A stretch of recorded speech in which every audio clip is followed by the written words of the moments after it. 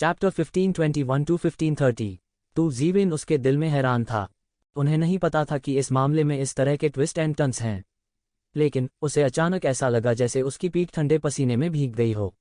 वह कुछ भी नहीं जानता था और उसने लापरवाही से वापस आने की हिम्मत की थी। वह ठीक एक जाल में चला गया था। क्या वह एक गद्दार का बेटा मौत को दावत दे रहा होता अगर यह इस तथ्य के लिए नहीं होता कि उसकी रक्षा करने वाले लोगों का एक और समूह था। वह उस गद्दार का बेटा था जिसका इंपीरियल कबीले कोर्ट के मुख्य प्रबंधक ने उल्लेख किया था। असंभव। अगर ऐसा है तो मुझे डर है कि वापस आते ही मेरी मौत हो जाएगी, ये जीवेन ने ठंडेपन से कहा। यह कबीले के स्वामी का आदेश है, अन्यथा क्या आपको लगता है कि आप अब तक जीवित रह सकते हैं? इंपीरियल कबीले के मुख्य प्रबंधक ने कहा। चूंकि तुमने मुझे जाने देने का फैसला किया है, इस समय क्यों? ये जीवेन ने अपनी आंखें सिकोड़ लीं और अचानक रुक गया। मैं समझता हूँ, यह शैतान जाति का आक्रमण है। आप यह नहीं बता सकते कि मैं शैतान जाति द्वारा भेजा गया जासूस हूँ या नहीं। इसलिए आप पहले मुझसे छुटकारा पा सकते हैं। वैसे भी इस अराजक स्थिति में कोई कुछ नहीं कह सकता। गलत व्यक्ति को जाने देने से बेहतर है कि गलत व्यक्ति को मार दिया जाए। क्या मैं सही हूँ? ये जीवेन ने अपनी आंखें सिकोड़ लीं और कहा। इस समय इंपीरियल कबीले के मुख्य भंडारी की आंखों में थोड़ा आश्चर्य था। उसे उम्मीद नहीं थी कि ये जीवेन 2 या 3 सेकंड में इसका विश्लेषण कर पाएगी। यह व्यक्ति वास्तव में सरल नहीं था। उसने सोचा कि यह तो बड़ी साधारण सी बात है, लेकिन बात यहाँ तक गई थी। यह उसे येक्षिवेन को एक अलग नजरिए से देखने के लिए काफी था। तो ऐसा ही है, तू जीवेन ने अपनी आंखें सिकोड़ लीं। जब उसने यह सुना तो उसके पास दौड़ने के लिए लगभग एक आवेग था। उसने इन लोगों में उसके लिए डर की डिग्री को कम करके आंका था। वह जितनी तेजी से बढ़ा, इन लोगों में उसके लिए उतना ही गहरा डर था। इसने येक्षिवेन को संकट की एक मजबूत भावना दी। शैतान जाति का आक्रमण एक अच्छा बहाना था। गलत व्यक्ति को जाने देने से बेहतर है कि गलत व्यक्ति को मार दिया जाए। इस बहाने कोई ऐसा नहीं था जिसे मारा न जा सके, खासकर उसके जैसा कोई जो दाग के साथ पैदा हुआ हो। हालांकि वह इस समय बिल्कुल नहीं बच सका। एक बार जब वह भाग गया तो क्या अपराध की पुष्टि नहीं हो जाएगी? उस समय उसे शैतान जाति के गुप्तचर का नाम धारण करना पड़ता था। पूरे प्राचीन काल में उनके पास पैर रखने का स्थान नहीं था। आसपास के कई लोग जानना चाहते थे कि दोनों किस बारे में बात कर रहे हैं, लेकिन दोनों आत्मा संचरण के माध्यम से संचार कर रहे थे। दूसरों के पास यह जानने का कोई तरीका नहीं था कि वे किस बारे में बात कर रहे हैं। हर कोई इस बात को लेकर बहुत उत्सुक था कि इंपीरियल कबीले का कोर्ट येक्षिवेन के साथ परेशानी की तलाश में क्यों है। किसी को पता होना चाहिए कि ये जेनमो को अपने दिल को कठोर करना होगा अगर वो येजीवेन पर हमला करना चाहता है, भले ही वो दानवों को दबाने वाले शहर में पहुंचे। आखिरकार उसके पीछे कानून प्रवर्तन हॉल एक पुशोवर नहीं था, इसलिए कोई भी उन्हें इस तरह यूं ही चुटकी नहीं ले सकता था। इंपीरियल कबीले कोर्ट के पास निश्चित रूप से एक अच्छा कारण था। नहीं तो येजीवेन को मारना तो दूर, वे उसे गिरफ्तार भी नहीं कर पाएंगे। हालांकि जिस बात ने सभी को अजीब महसूस कराया वह यह थी कि अगर उनके पास ऐसा कोई कारण होता तो इंपीरियल क्लान कोर्ट को इसकी घोषणा करनी चाहिए। आखिरकार इंपीरियल कबीले का न्यायालय केवल इसकी घोषणा करके ही पैर जमाने में सक्षम होगा। हालांकि इंपीरियल कबीले के कोर्ट ने कारण प्रकट करने के लिए नहीं चुना था, भले ही येक्षिवेन ने उन्हें इतनी बुरी तरह से पीटा था। इससे सभी की उत्सुकता और बढ़ गई थी। आखिरकार येजीवेन ने सबकी आंखों के सामने अपना वादा निभाया।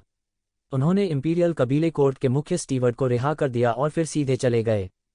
जल्द ही येजीवेन की इंपीरियल कबीले अदालत द्वारा भर्ती किए जाने की बात ये कबीले में फैल गई।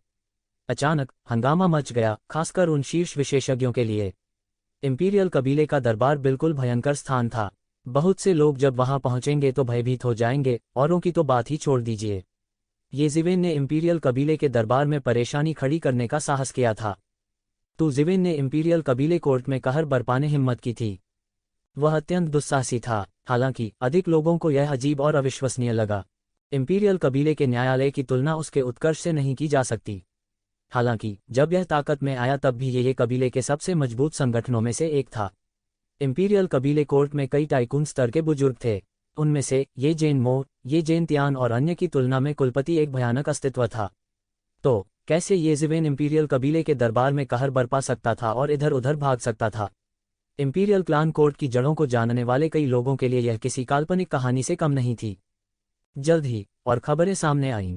यह पता चला कि ऐसा नहीं था कि इंपीरियल कबीले का न्यायालय काफी अच्छा नहीं था।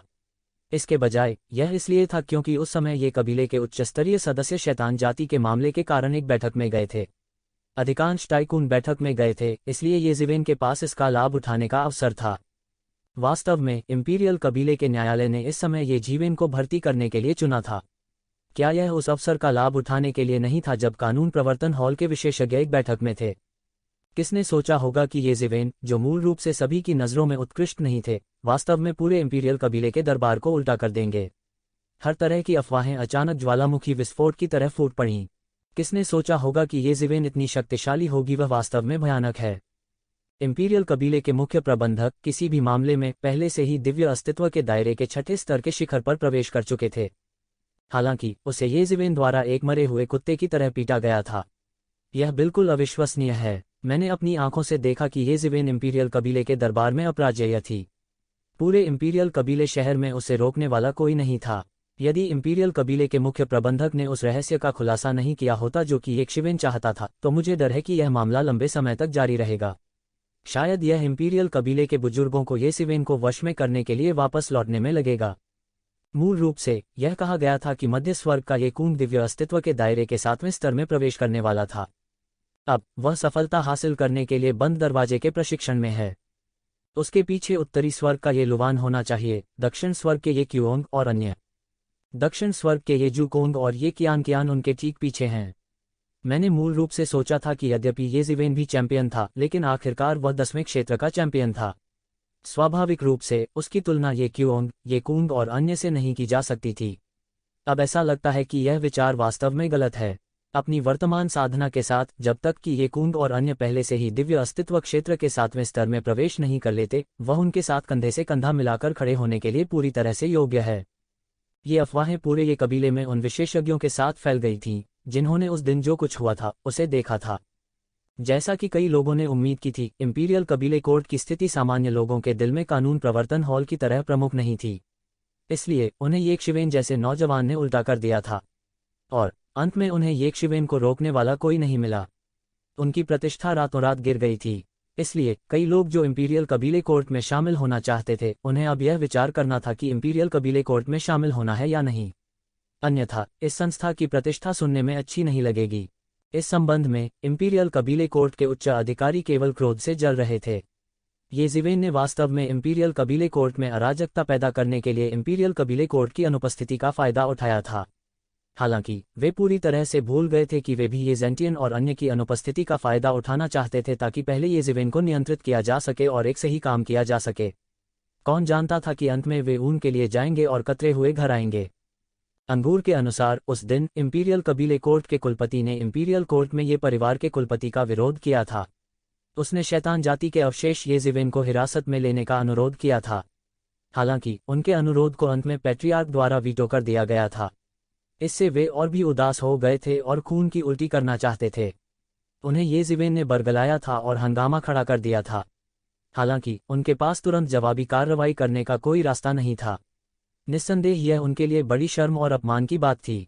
ये परिवार के कई उच्च अधिकारी भी इंपीरियल कबीले न्यायालय के फैसले से सहमत नहीं थे।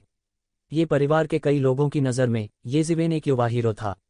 उन्होंने अपने ये परिवार को गौरवान्वित और उत्साहित किया था। इस समय ये परिवार भी अलग हो जाएगा यदि उनके पास उसे नियंत्रित करने का उचित कारण नहीं होगा। हालांकि इंपीरियल क्लैन कोर्ट और डार्क हॉल जैसे संगठन अक्सर नियमों और विनियमों का पालन नहीं करते थे। वे आमतौर पर ज़्यादातर लोगों के ज्ञान के बिना चुपचाप काम करते थे। हालांकि येज़िवेन जैसी चकाचौंध करने वाली शख्सियत से निपटना मुश्किल था।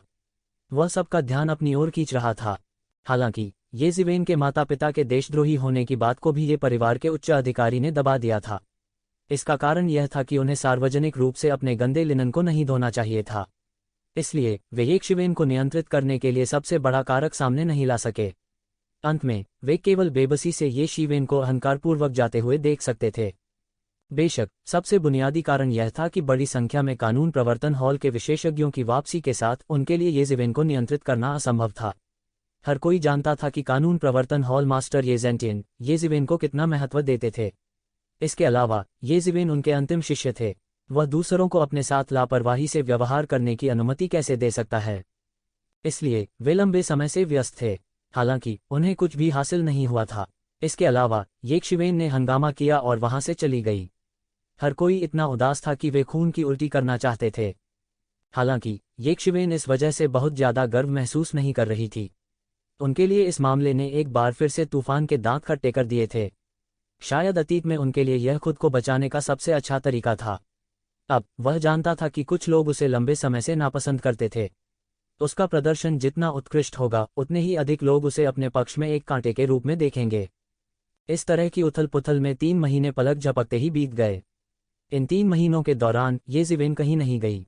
उन्होंने नंबर दिव्य अस्तित्व के तीसरे स्तर के दायरे को मजबूत करने के लिए एक गुप्त क्षेत्र, मूल रूप से खेती में अचानक वृद्धि के कारण क्षेत्र कुछ अस्थिर था। इन 3 महीनों के बाद यह आखिरकार पूरी तरह से स्थिर हो गया और उजाड़ लहू के पवित्र फल की शेष शक्ति को अंततः उसके द्वारा पूरी तरह से पचा लिया गया था, जिससे वह दिव्य सत्ता के तीसरे स्तर के शिखर तक पहुंच गया था। शेष ऊर्जा भी उसकी कोशिकाओं में अवशोषित हो गई और उसकी अगली सफलता के लिए एक ठोस नींव रखते हुए उसकी गहरी नींव में बदल गई। उस गहरी नींव की तुलना में जो दूसरों ने अनगिनत वर्षों में जमा की थी, येज़िवेन के पास इतने अनगिनत वर्षों का समय नहीं था। इसलिए वह अपने और उन शीर्ष प्रतिभाओं के बीच की खाई को पाटने के लिए केवल इस तरह के खजाने का उपयोग करना जारी रख सकता था। जब वह बंद दरवाजे के प्रशिक्षण को जारी रखना चाहता था और सेलेस्टियल बीइंग रियलम के चौथे स्तर को तोड़ने की कोशिश करता था, तो एक व्यक्ति अप्रत्याशित रूप से उसके दरवाजे पर आ गया, जिससे वह बंद दरवाजे के प्रशिक्षण को जारी रखने में असमर्थ हो गया। यह व्यक्ति कोई और नहीं बल्कि मानव दैवज्ञ था जिससे येज़िवेन पहले अनंत समुद्र में मिले थे, फैंग क्यूई। कई सालों के बाद फैंग की वास्तव में फिर से उसके दरवाजे पर आया था। समय उड़ गया, पलक झपकते ही कई साल बीत गए। उस समय येज़िवेन ने आकाशीय क्षेत्र में प्रवेश किया था, लेकिन अब छठे दिव्य क्षेत्र में दिव्य क्षेत्र के स्वामी भी उसके लिए कुछ भी नहीं थे।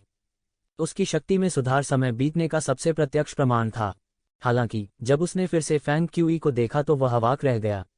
फैंग क्यूई का शरीर एक रहस्यमय आभा में डूबा हुआ था। इसने येज़िवेन की आभा को अलग कर दिया था। येज़िवेन फैंग क्यूई की ताकत के माध्यम से नहीं देख सकते थे, भले ही उन्होंने अपनी दिव्यताओं को अपनी आंखों में घनीभूत कर लिया था। हालांकि एक बात थी जिसके बारे में येज़िवेन को यकीन था, और वह यह थी कि फैंग क्यूई ने निश्चित रूप से सेलेस्टियल बीइंग दायरे की 7वीं स्वर्गीय परत में प्रवेश किया था। हालांकि वह ठीक से नहीं जानता था कि वह किस क्षेत्र में था, लेकिन इतने कम समय में इतनी प्रगति करने में सक्षम होना पहले से ही काफी चौंकाने वाला था। उस समय फैंग क्यूई ने विरासत का उपयोग छठे आकाशीय क्षेत्र के शिखर की युद्ध शक्ति के लिए किया था, लेकिन अब उसकी शक्ति 7वें आकाशीय क्षेत्र में प्रवेश कर चुकी थी। इस तरह की खेती को बड़ा शॉट कहा जा सकता है।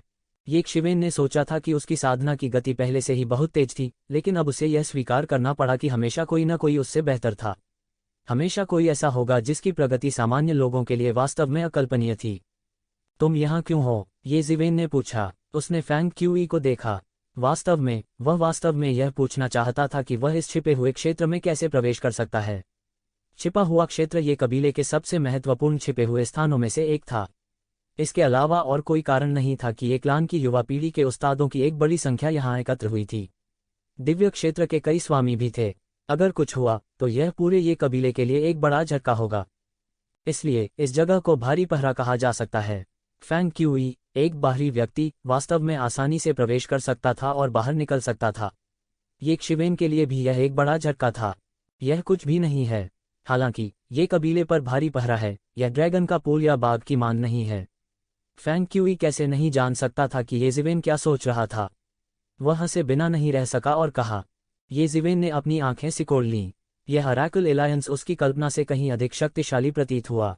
यहाँ तक ये कबीले के छिपे हुए दायरे जैसी जगह में भी आसानी से प्रवेश किया जा सकता है। शायद यह केवल थोड़ी सी क्षमता नहीं थी जो इसे समझा सके। कुछ साल हो गए हैं, मैं लगभग भूल गया, येज़िवेन ने हल्की मुस्कान के साथ कहा।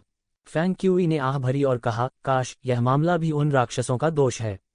पिछले कुछ वर्षों में हमारा गठबंधन डेविल रेस की जांच कर रहा है, लेकिन हम आपके मामले के बारे में भूल गए। अब डेविल रेस ने आखिरकार एक हमला शुरू कर दिया है। हर कोई खुश है और हमारे बॉस के पास आखिरकार आपके मामले से निपटने का समय है। उद्धरण चिन्ह। फैंग ची हंसा, ऐसा लग रहा था जैसे उसे आज़ाद कर दिया गया हो। आगे मैं आधिकारिक तौर पर आपके साथ हमारे गठबंधन के बारे में चर्चा करूंगा। फैंग क्यूई ने येज़िवेन को देखा और कहा, मुझे लगता है कि आपको हमारे गठबंधन के बारे में कुछ समझ होनी चाहिए। यह कई मानव ईश्वर दूतों द्वारा गठित एक गठबंधन है, लेकिन आपकी स्थिति कुछ खास है। येज़िवेन ने अपनी आंखें सिकोड़ लीं और कहा, विशेष? इसमें अलग क्या है? ऐसा लगता है कि आप वास्तव में पहले हमारी मंडली के संपर्क में नहीं आए हैं। फैंग क्यूई ने कहा, जाहिर है यहाँ आने से पहले उन्होंने कुछ जांच पड़ताल भी की थी। इस वृत्त को बड़ा कहा जा सकता है, लेकिन इसे छोटा भी कहा जा सकता है। ये ज़िवेन की पहले कोई प्रतिष्ठा नहीं थी, ऐसा लगता था जैसे वह अचानक कहीं से प्रकट हो गया हो। सामान्य लोगों के लिए देवता सिर्फ एक किंवदंती हैं, लेकिन हमारे लिए भगवान दूत हैं। हम बहुत स्पष्ट हैं कि देवता एक किंवदंती नहीं है, बल्कि एक तथ्य है, और हम भगवान दूत भी इस कारण से मौजूद हैं। हमारे लिए देवता हैं अलग भी। हम मनुष्यों के पास देवताओं की अपनी जाति नहीं है, इसलिए बहुत समय पहले हमारी जाति केवल दूसरों की दया पर हो सकती थी। लेकिन बाद में हमारी जाति में एक के बाद एक देवता प्रकट हुए, और हमारी जाति के देवता भी उन जन्मजात देवताओं द्वारा दमन के लक्ष्य थे। वे स्वर्ग और पृथ्वी के जन्मजात प्राणी हैं, शक्तिशाली, निर्दयी, और उनकी नज़र में मानव जाति सुअरों और कुत्तों का एक झुंड है। फैंग क्यूई ने कहा, तथाकथित हृदयहीन दुनिया सभी जीवित चीजों को भूसे के कुत्तों के रूप में मानती है, और वे मानव जाति को सुअर और कुत्ते के रूप में मानते हैं। अब वे फिर से दुनिया पर राज करने और पौराणिक युग के पतन के बाद से अपने शासन को बहाल करने की व्यर्थ कोशिश कर रहे हैं। यह बोलते हुए फैंग क्यूई को थोड़ी नफरत थी। ये ज़िवेन को पता चला कि पौराणिक देवताओं के बीच एक स्पष्ट अंतर था। जन्मजात देवता और अर्जित देवता। यह कहा जा सकता है कि विभिन्न कुलों के देवता लगातार एक दूसरे के विरुद्ध लड़ रहे थे। वास्तव में यह भी कहा जा सकता है कि वे मौत से लड़ेंगे। तो मेरे पीछे एक जन्मजात भगवान है। ये शिवेन ने लगभग अचानक प्रतिक्रिया व्यक्त की। यह असामान्य था। हाँ, यह वास्तव में असामान्य था अगर कोई इसे इस तरह से देखे। हाँ, होशियार। फैंग क्यूई ने अपनी उंगलियां फंसा लीं और कहा, तुम्हारे मामले में अब तक जो देरी हुई है, उसका कारण भी यही है। हमने इस बात पर भी चर्चा की कि क्या तुम्हें पालने में गला देना चाहिए। हमारे लिए कोई भी जन्मजात ईश्वर हमारा विरोधी है, और स्वाभाविक रूप से आपको पालने में मारना सबसे अच्छा है। ये शिवेन अपनी पीठ पर ठंडक महसूस किए बिना नहीं रह सकी। वास्तव में ऐसा कुछ था, लेकिन वह नहीं जानता था कि यह ईश्वर दूत एलायंस बहुत शक्तिशाली था, और वे कितने शक्तिशाली थे इस तथ्य से देखा जा सकता है कि फैंग क्यूई नंबर 1 गुप्त क्षेत्र में आसानी से प्रवेश कर सकता है। अगर वे ये ज़िवेन से निपटने के लिए दृढ़ थे, तो शायद यह भी एक बड़ी मुसीबत होगी। तो फिर तुम मुझे क्यों स्वीकार करना चाहते हो? ये ज़िवेन ने पूछा। क्योंकि मैं एक गांटर के रूप में आपकी मदद करूंगा। आपने मुझे एक बार बचाया था, और यह आप पर एहसान माना जाता है। लेकिन मैं आपको बता दूं, मैं अपने सिर को गांटर के रूप में इस्तेमाल कर रहा हूं। अगर तुम्हें कुछ हुआ तो मैं निश्चित रूप से मर जाऊंगा। फैंगची दिल खोलकर और उदारता से हंसा। चिंता मत करो, कोई बात नहीं कब और कहाँ, मैं हमेशा एक इंसान रहूंगा, और यह पहचान कभी नहीं भूली जाएगी। ये ज़िवेन ने कहा। ठीक है, इस वजह से मेरी गारंटी व्यर्थ नहीं है। फैंग क्यूई की आंखें लोगों के दिलों के माध्यम से देखने में सक्षम लग रही थीं, और वो ये ज़िवेन को बहुत देर तक घूरता रहा, फिर अचानक अपना मुंह खोला और हंसते हुए बोला, लेकिन कोई बात नहीं, आपके पीछे जन्मजात ईश्वर हमारा दुश्मन हो सकता है। फैंग क्यूई ने कहा, आप इस बिंदु पर निश्चिंत हो सकते हैं, हालांकि यह एक देवता है, यह जागेगा या नहीं यह दूसरी बात है। ये ज़िवेन ने कहा, हे, यह भी सच है, अब जब भगवान गहरी नींद में सो गए हैं, तो यह चॉपिंग बोर्ड पर मांस के बराबर है। फैंग क्यूई ने भी इस भगवान के लिए जरा सा भी सम्मान न दिखाते हुए मुस्कराते हुए कहा, उस मामले में अब आप हमारे भगवान दूत गठबंधन कोड संख्या 10 के एक पंजीकृत सदस्य हैं। फैंग क्यूई ने कहा। ये ज़िवेन ने एक पल के लिए सोचा, और अंत में धीरे से जोर से सिर हिलाया। इंपीरियल कबीले अदालत के मुख्य भंडारी के पिछले शब्दों ने उसे अपनी पीठ पर एक ठिठुरन का एहसास कराया, और उसे एहसास कराया कि ये परिवार अंतिम उपाय नहीं हो सकता है। इस समय ईश्वर के दूत गठबंधन में शामिल होना निस्संदेह एक उत्कृष्ट तरीका था। यह गॉड इनवॉर्स एलायंस स्पष्ट रूप से एक छोटी ताकत नहीं थी, भले ही वह ये परिवार में पैर जमाने में सक्षम न हो, फिर भी वह गॉड इनवॉर्स एलायंस में शामिल हो सकता है। अभी वे सभी अच्छे शब्द थे। अगला, मैं आपको कुछ क्रूर वास्तविकता बताता हूँ। फैंग क्यूई ने कहा, हमारे भगवान दूत गठबंधन अच्छा प्रतीत होता है, लेकिन अब यह कहा जा सकता है कि हम हर तरफ से घिरे हुए हैं। देवताओं की अन्य 3 प्रमुख जातियों के दूतों के अलावा जो हमारे प्रति शत्रुता से भरे हुए हैं, वे जन्मजात देवदूत पागलों की तरह हमारे निशान ढूंढ रहे हैं। एक बार जब वे हमें ढूंढ लेंगे तो यह एक जोरदार झटका हो सकता है। इसके अलावा मानव जाति के बीच भी हमारे ईश्वर दूत गठबंधन का स्वागत नहीं किया जाता है। हे, आप जानते हैं, कोई भी अपने सिर के ऊपर कुछ बड़े शॉट्स की पूजा नहीं करना चाहता, भले ही इन लोगों ने एक बार अपने लोगों को देवताओं के खिलाफ विद्रोह करने के लिए प्रेरित किया हो और सब कुछ जला दिया। फैंग क्यूई ने अपने चेहरे पर कुछ उदास अभिव्यक्ति के साथ यहाँ कहा, कोई भी ऐसा होगा जिसे उस जाति द्वारा त्याग दिया जाएगा जिसकी वे रक्षा करना चाहते थे। ये ज़िवेन समझ गए, ईश्वर दूत गठबंधन बहुत राजसी लग रहा था, लेकिन वास्तव में यह लोगों का एक समूह था जिसे देवताओं और भूतों ने छोड़ दिया था। यह कहा जा सकता है कि दुनिया में उनके लिए कोई जगह नहीं थी। हालांकि लोगों के इस समूह ने ये जिवेन को एक मजबूत पहचान दी। तो मैं आपसे फिर से पूछूंगा, आपको इस पर ध्यान से विचार करना होगा। यदि आप हमारे साथ जुड़ते हैं तो आपको कुछ लाभ अवश्य होगा, लेकिन बहुत संभावना है कि आप मर जाएंगे। हमारे गठबंधन के उत्कर्ष काल में भी हम केवल 1 दर्जन थे और अब आप सहित हम केवल 10 हैं। बाकी सब मर चुके हैं। सर्वशक्तिमान देवताओं से आपका क्या तात्पर्य है? यह झूठ है। यहाँ तक कि देवता भी मर जाएंगे, हम परमेश्वर के दूतों का तो कहना ही क्या। इसे स्पष्ट रूप से कहें तो जीवन किसी और की तुलना में अधिक मूल्यवान नहीं है और अगले दिन हम मर जाएंगे। फैंग क्यूई ने चमकदार आंखों से ये जिवेन को देखा। मैं यह करूंगा। क्या मेरे पास मेरे लिए प्रतिज्ञा करने के लिए नहीं है? इसमें डरने की क्या बात है? सभी एक दिन मरेंगे, तो इसमें डरने की क्या बात है? अगर मैं सच में मर गया तो मेरा ये जिवेन का दुर्भाग्य होगा। इसमें डरने की क्या बात है? ये जिवेन ने संकोच नहीं किया और तुरंत कहा, ठीक है, मैंने तुम्हें गलत नहीं समझा। फैंग क्यूई ने हंसते हुए कहा, इस अस्थिर दुनिया में सभी प्रकार के राक्षस और राक्षस निकल रहे हैं। अगर मेरे पास एक और साथी हो सकता है तो मैं इसे एक के रूप में लूंगा। हालांकि मुझे आपको याद दिलाना है कि आपकी पहचान उजागर नहीं होनी चाहिए। मैं अकेला हूं तो यह ठीक है, लेकिन एक बार आपकी पहचान उजागर हो जाने के बाद ये कबीला भी आपकी रक्षा नहीं कर पाएगा। यहां तक ये कबीले को भी फंसाया जा सकता है। फैंग क्यूई ने फिर गंभीरता से कहा, अब से एलायंस में आपका कोड नाम नंबर 10 होगा। एलायंस में मेरे अलावा केवल बॉस नंबर 1 आपका नाम और पहचान जानता है। अन्य केवल यह जानते हैं कि आपका कोड नाम का नंबर 10 है। यदि वे इसे आपको भेजते हैं तो यह वही होगा जब आप अन्य लोगों से मिलते हैं। यदि यह आवश्यक न हो तो उनके नाम और पहचान के बारे में न पूछें। आपको बस उनके कोड नाम जानने की जरूरत है। लेकिन अभी के लिए आपका साथी मैं हूं। सामान्य संचालन के लिए हमें एक साथ काम करने की आवश्यकता नहीं होती है। मैं आम लोगों को अपने आप संभाल सकता हूं। अधिक से अधिक आप और मैं उन्हें संभाल सकते हैं। ये जिवेन ने सिर हिलाया। अभी एक कार्य है। फैंकी ने ये जिवेन को देखा और कहा, अभी एक मिशन है। फैंकी ने ये जिवेन को देखा और कहा, कौन सा मिशन? ये जिवेन ने पूछा। अब जबकि दानव जाति ने आक्रमण कर दिया है, हालांकि युद्ध की लपटें अभी तक प्राचीन बेरेंस महाद्वीप में फैलनी बाकी हैं, वहां पहले से ही कई राक्षस और राक्षस एक चाल चलने के लिए तैयार हैं। मैं अपने पैर की उंगलियों से भी महासंकट की आभा को सूंघ सकता हूं। फैंग क्यूई ने कहा, इन्हें देवताओं के दैवज्ञ दूत भी समाचार सुनने के बाद बाहर चले गए हैं। मूल रूप से अभी भी मानव शक्तियां थीं जो उनके विकास को दबा रही थीं। हालांकि अब जबकि सभी प्रमुख ताकतों का ध्यान दानव जाति द्वारा आकर्षित किया गया है, वे बेईमान हो गए हैं। कुछ गहरे छिपे हुए खंडहर भी महाक्लेश की आभा से आकर्षित हुए हैं और प्रकट हुए हैं। इस बार हमारे मिशन का स्थान ऐसा उपस्थान है। यह मूल रूप से सिर्फ एक साधारण उपस्थान था, लेकिन बाद में इसे एक प्राचीन बिजलीघर द्वारा गुफा निवास में बदल दिया गया। मूल रूप से इस बिजलीघर के गिरने के बाद यह गुफा निवास भी अनंत शून्य में विलीन हो गया। अप्रत्याशित रूप से महाक्लेश की आभा के कारण यह वास्तव में प्रकट हुआ। अब बड़ी संख्या में शक्तिपीठ इस गुफा निवास की ओर दौड़ रहे हैं। हमें पहले ही बहुत देर हो चुकी है। बेशक अगर यह सिर्फ एक प्राचीन बिजलीघर का गुफा निवास होता तो यह हमारे लिए इतना बड़ा कदम उठाने के योग्य नहीं होता। हमारे बॉस साल भर अंतहीन शून्य से गुजरते रहे हैं और उन्होंने कई गुफा निवासों की खोज की है। इस कदर, फैंग क्यूई ने कहा। ये जिवेन चुपके से अवाक थी। एक प्राचीन बिजलीघर का गुफा निवास जो अंतहीन शून्य के माध्यम से बंद था, कुछ ऐसा था जिसके बारे में ज्यादातर लोगों ने कभी सुना भी नहीं था। केवल ऐसी परिस्थितियों में ही यह मुख्य विमान में दिखाई देगा।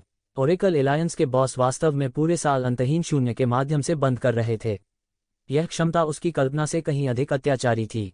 असली कारण अभी भी जियानिटियन एलायंस के कमीने हैं। हाई जाइंटियन एलायंस इन्नेट देवताओं के उन अरैकल दूतों द्वारा गठित एक गठबंधन है, जिसके बारे में बोलते हुए वे वास्तव में शक्तिशाली हैं। चाहे हम हो या अन्य जातियों के ओरेकल दूत, हम सभी उनसे बहुत कमजोर हैं।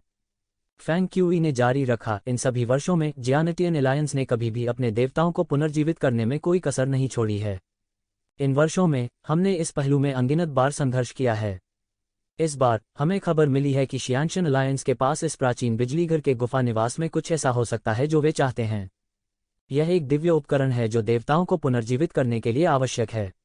इसलिए न केवल हम उन्हें इसे प्राप्त नहीं करने दे सकते, बल्कि हमें इस खगोलीय उपकरण को भी छीन लेना चाहिए। इस तरह हम उनसे एक कदम आगे रहेंगे। अगर वे सफल होते हैं तो यह हमारे लिए एक आपदा होगी। क्या तुम समझ रहे हो? देवताओं की शक्ति हमारी कल्पना से परे है। अगर वे इसे पहले प्राप्त कर लेते हैं तो यह हमारे लिए एक आपदा होगी। ये शिवेन ने अपने चेहरे पर गंभीर भाव के साथ सिर हिलाया। फैंग क्यूई ने कहा था कि देवताओं की शक्ति अकल्पनीय थी और उन्हें इसकी गहरी समझ थी। वह उस सोए हुए देवता के जाल में फंसने ही वाला था।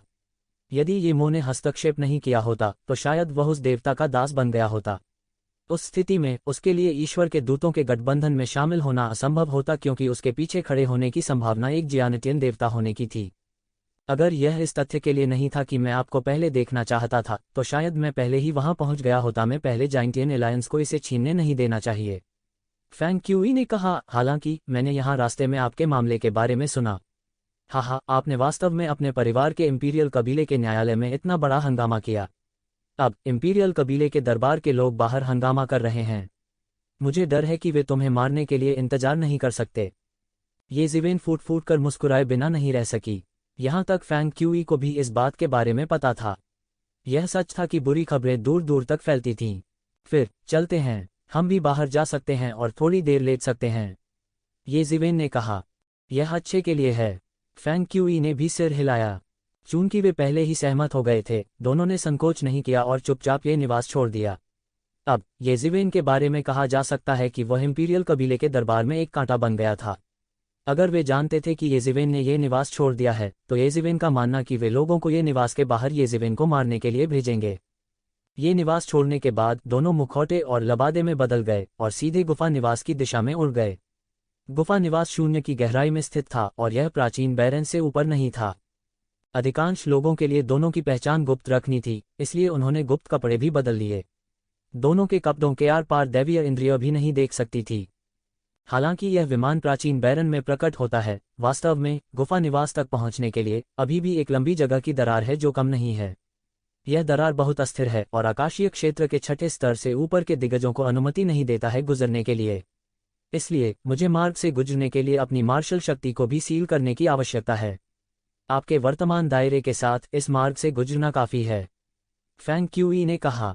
अर्थात यदि वे शक्तिशाली स्वामी प्रवेश करना चाहते हैं तो उन्हें अपनी मार्शल शक्ति पर भी मुहर लगानी होगी, लेकिन प्रवेश करने के बाद उन्हें अपनी मार्शल शक्ति को जारी करने में सक्षम होना चाहिए, ये शिवेन ने पूछा। फैंग क्यूई ने तुरंत अपना सिर हिलाया और कहा, प्रवेश करने के बाद मार्शल शक्ति जारी करना और भी असंभव है। यह गुफा निवास प्राचीन गुरु द्वारा प्रतिबंधित किया गया है। एक बार आकाशीय क्षेत्र के छठे स्तर से ऊपर कोई बाहरी व्यक्ति दिखाई देता है तो उस पर उसी स्थान पर प्रतिबंध द्वारा हमला किया जाएगा। यहाँ तक दिव्य क्षेत्र का 7वां या 8वां स्तर भी तुरंत मर जाएगा और दिव्य क्षेत्र का 9वां स्तर गंभीर रूप से घायल हो जाएगा। हमने जो जानकारी प्राप्त की है उसके अनुसार यह प्राचीन गुरु कम से कम दिव्य क्षेत्र का स्वामी है, अन्यथा वह इतना भयंकर प्रतिबंध स्थापित करने में सक्षम नहीं होता। फैंग क्यूई ने जारी रखा, अगर ऐसा नहीं होता तो इस बार मेरे साथी आप नहीं होते आपकी साधना के साथ।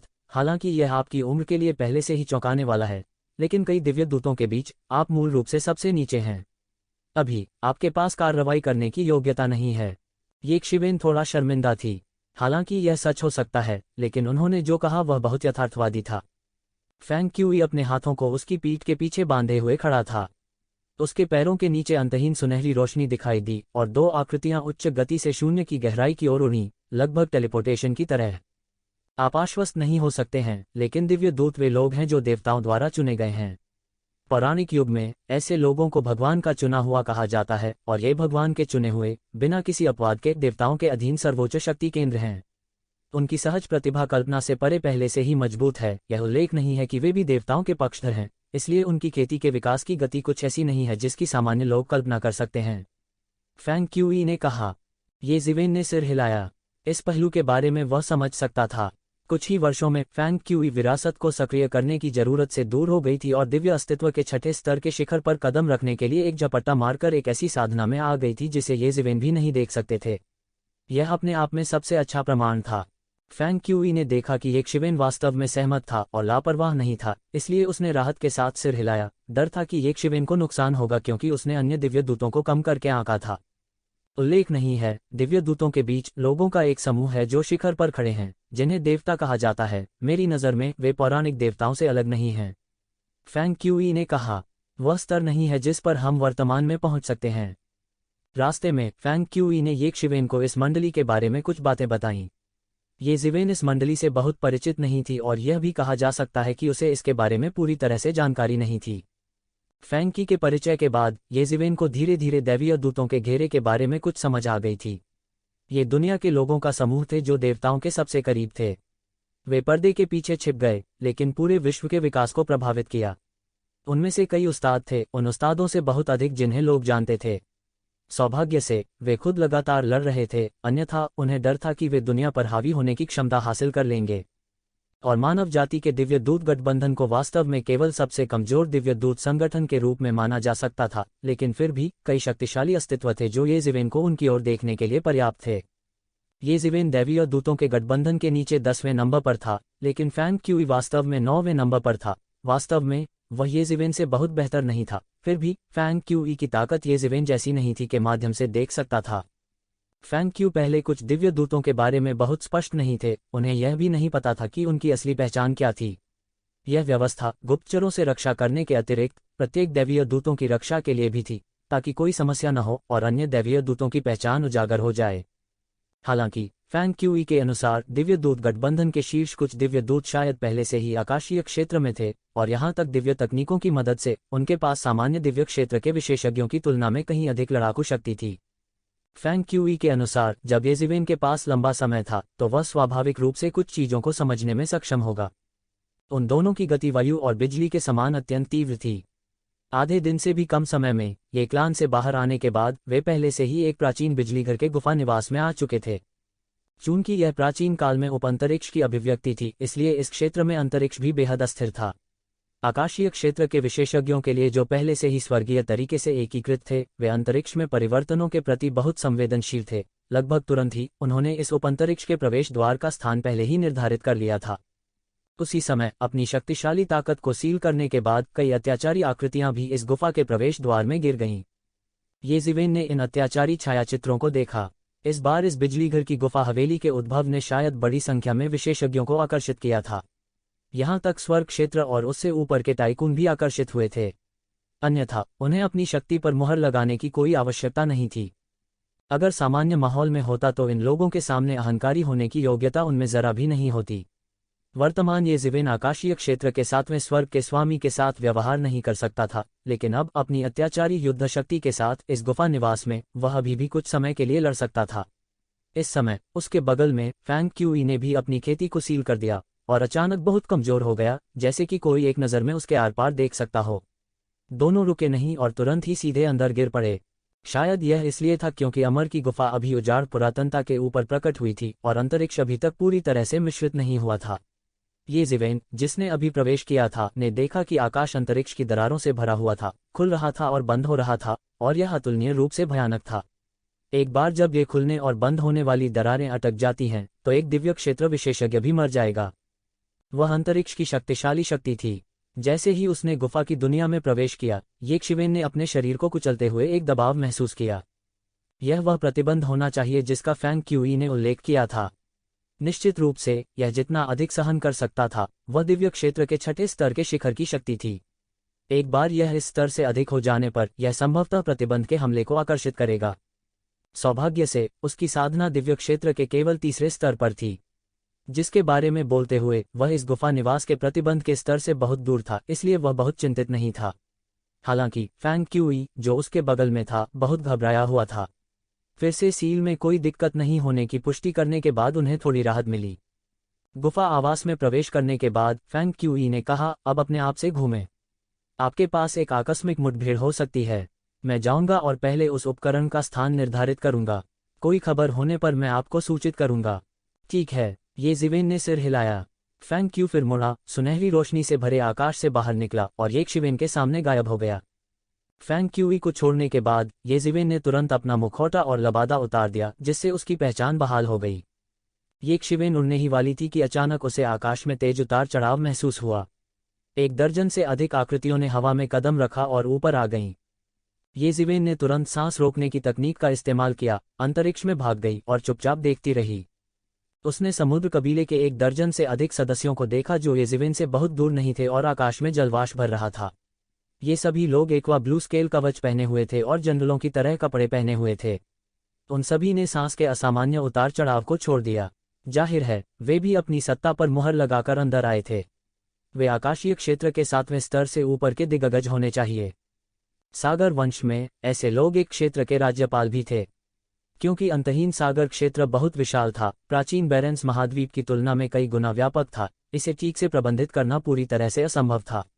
इसलिए दिव्य क्षेत्र के 7वें स्तर से ऊपर समुद्र कबीले के ये दिग्गज सभी महान सेनापति थे जो एक क्षेत्र की रक्षा करते थे, और वे एक क्षेत्र के राज्यपाल थे। उनमें से नेता कोई और नहीं बल्कि महासागर सम्राट था, जो समुद्री कबीले की युवा पीढ़ी में सबसे शक्तिशाली व्यक्ति था। इस अवधि के दौरान महासागर सम्राट की खेती में छलांग और सीमा में सुधार हुआ था। उसके शरीर पर एक फीकी मुहर थी जिसने उसकी शक्ति को सील कर दिया था, लेकिन फिर भी उसकी साधना अभी भी सेलेस्टियल बीइंग दायरे के 6ठे स्वर्ग के चरम पर थी, जो बेहद भयानक थी। उसकी ताकत अकेले उसके पीछे वालों की तुलना में बहुत मजबूत थी। महासागर संप्रभु वास्तव में प्रभावशाली है। तू जिवेन ने अपनी आंखें सिकोड़ लीं। उसके और महासागर सम्राट के बीच की खाई तब बहुत बड़ी थी। अप्रत्याशित रूप से अंतराल कुछ समय बाद बहुत कम नहीं हुआ। जबकि वह तेजी से सुधार कर रहा था, महासागर सम्राट भी तेजी से सुधार कर रहा था। यह उससे भी ज्यादा चौंकाने वाला था। अगर वे बाहर होते तो ये जिवेन महासागर सम्राट के लिए एक मैच नहीं हो सकता था, लेकिन यहाँ यह कहना मुश्किल था। हमें स्पष्ट रूप से बहुत देर हो चुकी है। यह बुरा होगा अगर किसी और को खजाना पहले मिल जाए। महासागर सम्राट के पीछे एक समुद्री जनजाति विशेषज्ञ ने बात की। तो हम बस उन सभी को छीन लेंगे। जो कोई भी उन्हें मुझसे छीनने की हिम्मत करता है वह मौत को दावत दे रहा है। महासागर सम्राट ने उदासीनता से कहा। हालांकि इस गुफा निवास में बहुत सी अजीब चीजें हैं। हमें सावधान रहना चाहिए। हाँ, सी ट्राइब के विशेषज्ञों ने एक के बाद एक जवाब दिए। समुद्री जनजाति लंबे समय तक नहीं रही और जल्द ही एक के बाद एक चली गई। ये जिवेन के आसमान से बाहर आने का इंतजार न करते हुए अनियंत्रित मोकी के साथ मिश्रित 1 दर्जन से अधिक आकृतियां जल्दी से खत्म हो गईं। वे अस्पष्ट रूप से महासागर सम्राट के समूह को घूर रहे थे। क्या यह दानव जाति है? नहीं, यह दानव पूजा पंथ है। ये जिवेन ने सावधानी से उनकी पहचान की। यद्यपि मनुष्य भी जन्म के बाद राक्षस बन सकते थे, उन राक्षसों की राक्षसी ची अभी भी दानव जाति में पैदा हुए लोगों से अलग थी। ये जिवेन ने कई वर्षों तक दानव पूजा करने वाले पंथ और दानव जाति के खिलाफ लड़ाई लड़ी थी, इसलिए वह इन मतभेदों के बारे में बहुत स्पष्ट था। समुद्री दौड़ समूह और बाइमोजियाओ समूह के अलावा एक के बाद एक अमर की गुफा में प्रवेश करने वाली ताकतों की लहरें भी थीं। सभी प्रकार के उद्गम थे, लेकिन क्योंकि यह मानव जाति का क्षेत्र था, ऐसा लगता था कि मानव जाति सबसे शक्तिशाली शक्ति थी। ये जिवेन केवल थोड़ी देर के लिए रुकी और फिर आकाश में गायब हो गई। शून्य में बादलों के ऊपर लगभग 27 या 28 साल की एक आकृति उस पर बैठी थी। उसके बाल शून्य में लहरा रहे थे और वह अत्यंत अहंकारी था। अगर यहाँ ये कबीले के लोग होते तो वे तुरंत पहचान लेते कि यह व्यक्ति कोई और नहीं बल्कि ये कबीले की युवा पीढ़ी ये कून का पहला व्यक्ति था। हालांकि यह व्यापक रूप से अफवाह थी कि वह एकांत में टूट गया था, लेकिन अब ऐसा लग रहा था कि उसकी ताकत अफवाहों से कहीं आगे थी। कितना दिलचस्प है, एक प्राचीन बिजलीघर के एक गुफा निवास ने इतने सारे स्वामी को आकर्षित किया है। ऐसा लगता है कि यह निश्चित रूप से सरल नहीं है। तुकून ने उपहास किया और उसकी आंखें ठंडी थीं क्योंकि उसने सभी को तिरस्कार से देखा। लेकिन इससे कोई फर्क नहीं पड़ता। मुझे किलिन का दिल मिलना चाहिए। जो कोई भी मुझसे लड़ेगा वह मर जाएगा। अचानक शून्य में हड़कंप मच गया और मौके पर 1 दर्जन से अधिक आकृतियां मौके पर आ गईं। नेतृत्व करने वाले व्यक्ति का असाधारण प्रभाव था और वह अपने हाथों को उसकी पीठ के पीछे करके खड़ा था। उसकी उम्र करीब 30 साल थी।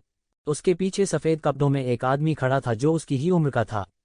वह भी अपने हाथों को अपनी पीठ के पीछे करके खड़ा था और वह अत्यंत शक्तिशाली था। और उनके पीछे दिव्य क्षेत्र के 6ठे स्तर के शिखर पर 1 दर्जन से अधिक अत्याचारी स्वामी थे। जियागु झेंगशुओ, बीशानजू, तुम दोनों देर से आए, ये कून ने ठंडेपन से कहा।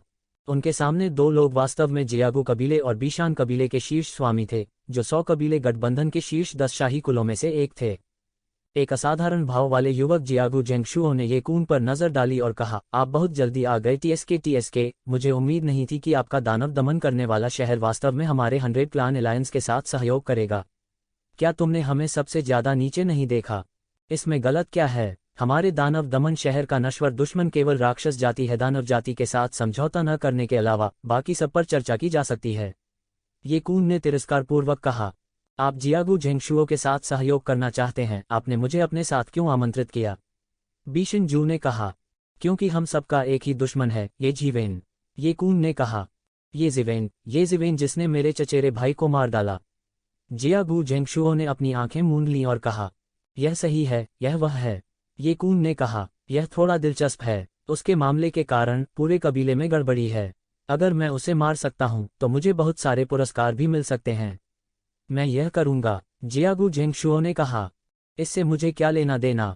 बीशन जू ने कहा, क्या आपके बीशान कबीले ने सिर्फ एक कबीले के नेता को नहीं खोया है, जिससे आपके बीशान कबीले का चेहरा खो गया है, लेकिन आप हत्यारे का पता नहीं लगा सकते हैं?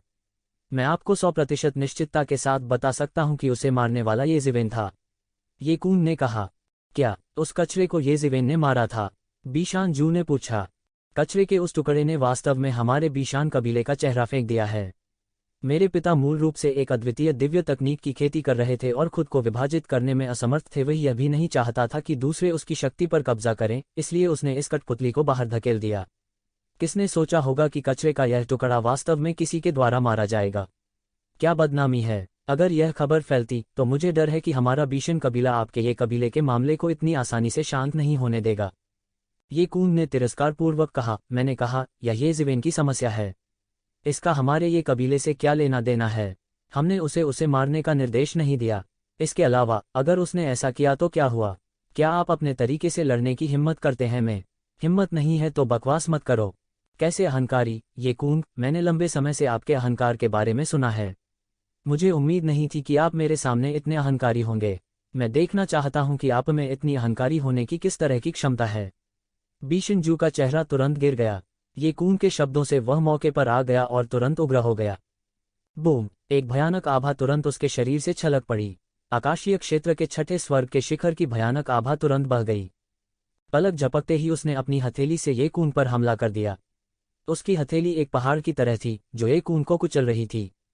तुच्छ कौशल, और तुम मेरे सामने अहंकारी होने का साहस करते हो? ये कून ने उपहास किया और शून्य में इशारा किया। तुरंत अनंत प्रकाश बह गया। बूम! गगनभेदी दहाड़ के साथ उसके विशाल हाथ ने सीधे पर्वत श्रृंखला को चकनाचूर कर दिया। बीशन जू तुरंत चिल्लाया। उसकी हथेली से खून टपक रहा था और उसमें एक बड़ा छेद था। उनका एक्सप्रेशन बेहद भद्दा था। हालांकि यह कोई बड़ी बात नहीं थी और उसने अपनी पूरी ताकत का इस्तेमाल नहीं किया। ये कून ने आसानी से उसके हमले को तोड़ दिया। उसके लिए यह चेहरे के एक बड़े नुकसान के बराबर था। अगर तुम फिर बकवास करोगे तो मैं तुम सबको मार डालूंगा, ये कून ने ठंडेपन से कहा।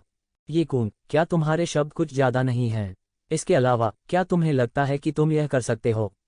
जियागू झेंगशुओ ने आखिरकार इस समय बात की। उसने असंतोष से भरे चेहरे के साथ कहा, ये अभिमानी और अनियंत्रित जीनियस सभी अपनी अपनी सेना में सर्वोच्च जीनियस थे। वे हमेशा इस दुनिया में सर्वोच्च रहे थे। उन्हें कभी इस तरह की धमकी कब दी गई थी? ये कून ने एक तिरस्कारपूर्ण अभिव्यक्ति प्रकट की और कहा, यह नहीं कर सकते। आप कोशिश कर सकते हैं। बीशन जू की अभिव्यक्ति अमित थी क्योंकि उन्होंने कहा, जब से आप सोचते हैं कि आप बहुत अद्भुत हैं, तो आपने हमें क्यों खोजा? बकवास मत कहो जैसे वह भी ये वंश का सदस्य है और यह आपके लिए कार्य करने के लिए सुविधाजनक नहीं है। क्या आपको लगता है कि हम ऐसे शब्दों पर विश्वास करेंगे? यदि आप वास्तव में ये कबीले के प्रति इतने वफादार होते तो आप हमें नहीं ढूंढते। उद्धरण चिन्ह। स्वाभाविक रूप से मेरे पास करने के लिए अपनी चीजें हैं। मेरे पास इस पर बर्बाद करने का समय नहीं है, ये कून ने अनादरपूर्वक कहा। उनके दोनों हाव भाव तुरंत काले पड़ गए। आपका समय कीमती है, लेकिन हमारा समय कचरा है। आप कर रहे हैं या नहीं? उन्हें घूरते हुए ये कून की निगाह ठंडी थी। हाँ, यह सिर्फ एक छोटा सा प्रयास है। बीशन जू सबसे पहले बोलने वाले थे। मुझे आपके मानव कबीले की प्रतिभा से छुटकारा पाने में कोई आपत्ति नहीं है। चूंकि वह मेरे चचेरे भाई को मारने में सक्षम था, वह स्पष्ट रूप से इतना बुरा नहीं है। उसे पालने में मारना सबसे अच्छा है। जियागू झेंगशुओ ने ये कून के सामने जोर से कहा। बात बस इतनी थी कि सबको एक दूसरे को मारने की पहले से ही बहुत आदत थी। यदि यह सहयोग न होता तो शायद मिलने पर एक दूसरे को मारने से भी नहीं बच पाते। मुझे आपको याद दिलाना है कि यदि आप उसे कम मांगते हैं तो आप उसके हाथों मरने की बहुत संभावना रखते हैं, ये कून ने हल्के से कहा। वह कैसे संभव है? बीशान जू ने तिरस्कारपूर्वक कहा। कोई फर्क नहीं पड़ता कि वह कितना मजबूत है, वह मेरे लिए कैसे मैच हो सकता है। मुझे आपको थोड़ी और जानकारी प्रकट करने दें। ये कून के मुंह में कुछ तिरस्कारपूर्ण मुस्कान थी। हमारे ये क्लान के चीफ स्टीवर्ड को उसके द्वारा मार दिया गया था। यदि आप उसे कम आंकते हैं तो आपको निश्चित रूप से एक बड़ा नुकसान होगा। अगर यह बाहर होता तो ठीक होता, लेकिन इस शापित जगह में आप अपनी खूबियों को पूरी तरह से प्रदर्शित नहीं कर पाएंगे। अगर बीशान ज्यू ने वास्तव में पहले ये ज़िवेन को गंभीरता से नहीं लिया होता तो वे अब इतना आराम करने की हिम्मत नहीं करते। हालांकि वे ये क्लैन के पैट्रियार्क कार्यालय के मुख्य भंडारी के बारे में ज्यादा नहीं जानते थे, फिर भी उनमें बुनियादी सामान्य ज्ञान था। वह शायद आकाश मानव क्षेत्र की छठी स्वर्गीय परत के शिखर का विशेषज्ञ था। फिर भी वो एक ज़िवेन से हार गए। जाहिर है ये ज़िवेन इतनी सरल नहीं थी। अगर वे बाहर होते तो शायद ये शिवेन को गंभीरता से नहीं लेते। आखिरकार आकाश मानव क्षेत्र की छठी स्वर्गीय परत अभी भी उनके लिए पर्याप्त नहीं थी। वे ये शिवेन से काफी बड़े थे। हालांकि वे अभी भी युवा पीढ़ी में थे, वे एक शिवेन से कई पीढ़ियों पीछे थे। अगर उन्हें अभी भी ये शिवेन से डरने की जरूरत है तो उन्हें नहीं लगेगा कि ये शिवेन बहुत शक्तिशाली है, बल्कि यह कि वे बहुत कमजोर हैं। उनके दिल में गर्व के साथ वे संभवतः इसे कैसे स्वीकार कर सकते थे। यह शापित वातावरण भी उनके लिए एक प्रतिबंध था। पर दूसरी ओर यदि इस गुफा निवास में ऐसा प्रतिबंध न होता तो यहाँ अहंकार करने की उनकी बारी न आती। आकाश क्षेत्र के 8वें स्वर्ग, आकाश क्षेत्र के 9वें स्वर्ग और यहाँ तक कि आकाश क्षेत्र के शिखर स्वर्ग के वे पुराने लोग यहाँ के स्वामी थे। यद्यपि दिव्य क्षेत्र के 7वें और 8वें स्तर पर पुरानी चीजें थीं जिन्होंने प्रवेश करने के लिए अपनी साधना को सील कर दिया था, दिव्य क्षेत्र के 9वें स्तर पर एक भी विशेषज्ञ नहीं था। दिव्य क्षेत्र के विशेषज्ञों का उल्लेख करना तो दूर की बात है। यह जोखिम के कारण था कि उन्होंने प्रवेश करने के लिए अपनी खेती को सील कर दिया। यहाँ तक अगर उनके पास अभी भी युद्ध की जबरदस्त क्षमता थी तो इस दुनिया में असामान्य युद्ध कौशल के साथ हमेशा कुछ राक्षस होंगे। यहाँ तक वे यहाँ गिर भी सकते हैं। वे आमतौर पर उन जगहों पर आते थे जहाँ उन्हें अपनी पूरी ताकत दिखाने का मौका मिलता था। इसके अलावा यहाँ की फसल उन्हें भुगतान करने में सक्षम नहीं हो सकती है।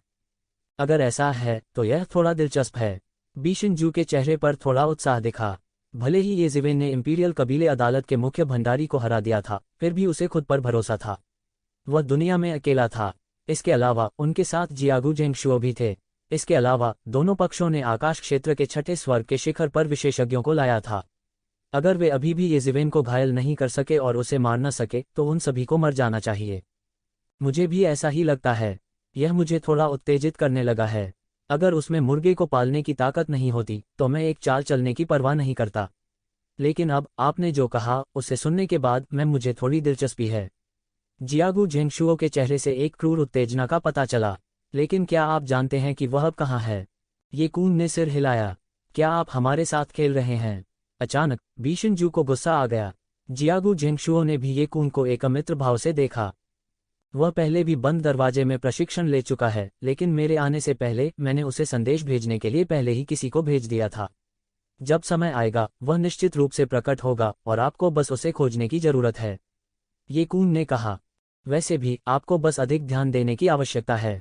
यह आपको खजाने की खोज में बाधा नहीं बनेगा। तो कून ने जारी रखा, वैसे भी आप इसे करते हैं या नहीं यह एक शब्द का मामला है। अगर यह काम नहीं करता है तो मैं व्यक्तिगत रूप से उसे मार डालूंगा। अगर यह इस तथ्य के लिए नहीं था कि मुझे डर है कि आम लोग कर सकते हैं इस बच्चे के साथ व्यवहार मत करो, मैं तुम दोनों को बिल्कुल भी सहयोग नहीं करता। चलो यह करते हैं, यह थोड़ा दिलचस्प लगता है, बीशिनजू ने कहा। मुझे गिन लो, मैं उस आदमी से भी मिलना चाहता हूं जिसने मेरे चचेरे भाई को मार डाला। हे जियागू जेंगशुओ ने कहा। ये शिवेन अभी भी अनजान थी कि खतरा धीरे धीरे आ रहा था। उनके लिए इस गुफा हवेली में काफी परेशानियां आईं, क्योंकि जिस आयाम में यह गुफा हवेली स्थित थी वह मुख्य विमान के साथ जुड़ा हुआ था। पूरा शून्य अंतरिक्ष की दरारों से भरा हुआ था जिससे एक भयानक आभा निकल रही थी। जमीन पर हर जगह सफेद हड्डियां थीं। ऐसा प्रतीत होता था कि बहुत काल में भीषण युद्ध हुआ हो। शायद इसी वजह से इस गुफा हवेली के मालिक की मौत हो गई और यह गुफा हवेली भी अनंत आयाम में खो गई। गर्जन। दूर से एक हिंसक और भयंकर दहाड़ सुनाई दी। यह घने कोहरे से आया था जो आसमान से बह रहा था। ये शिवेन ने अपनी आंखें सिकोड़ लीं। यह स्थान निश्चित रूप से उसकी कल्पना से कहीं अधिक खतरनाक था। वह आगे बढ़ना जारी रखा। अचानक सामने से मारपीट और चीखने की आवाज आई। ये शिवेन दूसरे लोगों के काम में दखल नहीं देना चाहते थे, लेकिन फिर उन्होंने एक जानी पहचानी तलवार की रोशनी देखी। स्नो जेड स्वॉर्ड की तलवार की रोशनी आसमान में चुभ गई, सीधे आसमान को आधे हिस्से में विभाजित कर दिया। ये शिवेन तुरंत वहां पहुंचे और देखा कि वह सही थे। वह व्यक्ति ये कियान था और उसके बगल में ये ज़ुकोंग और ये कियोंग थे। इस समय इन 3 लोगों द्वारा गठित टीम दानव विशेषज्ञों के एक समूह से घिरी हुई थी। उनमें से स्वर्ग के दायरे के 6ठे स्तर पर कई राक्षस थे और स्वर्ग के दायरे के 7वें स्तर पर और ऊपर की पुरानी प्राचीन वस्तुएं भी थीं जिन्होंने अपनी खेती को सील कर दिया था। उनकी ताकत अत्यंत अत्याचारी थी। स्वर्ग के दायरे के 6ठे स्तर के शिखर पर 10 से अधिक राक्षस थे जो इस दुनिया में बड़े पैमाने पर चलने के लिए पर्याप्त थे। ये क्यूओंग और अन्य 2 के बीच केवल ये क्यूओंग पहले से ही स्वर्ग क्षेत्र के 6ठे स्तर के शिखर पर था, जबकि ये ज़ुकोंग और ये कियान स्वर्ग क्षेत्र के 6ठे स्तर में प्रवेश कर चुके थे। केवल अपनी उत्कृष्ट प्रतिभा पर भरोसा करके ही वे स्वर्ग क्षेत्र के 6ठे स्तर के शिखर पर विशेषज्ञों के विरुद्ध प्रतिस्पर्धा कर सकते थे। लेकिन इन 20+ डेविल रेस विशेषज्ञों के हमलों के तहत वे पहले से ही पकड़ में आने में असमर्थ होने के संकेत दे रहे थे। यहाँ तक दानव विशेषज्ञों ने भी समाचार प्राप्त किया और आए। येज़िवेन ने अपनी आंखें सिकोड़ लीं। उन्होंने मूल रूप से सोचा था कि दानव विशेषज्ञों की मुख्य शक्ति स्वर्गीय न्यायालय को घेर रही थी, इसलिए वे इस गुफा हवेली का पता लगाने के लिए लोगों को कैसे छोड़ सकते थे। यह कुछ ऐसा था जिसकी उन्हें उम्मीद नहीं थी।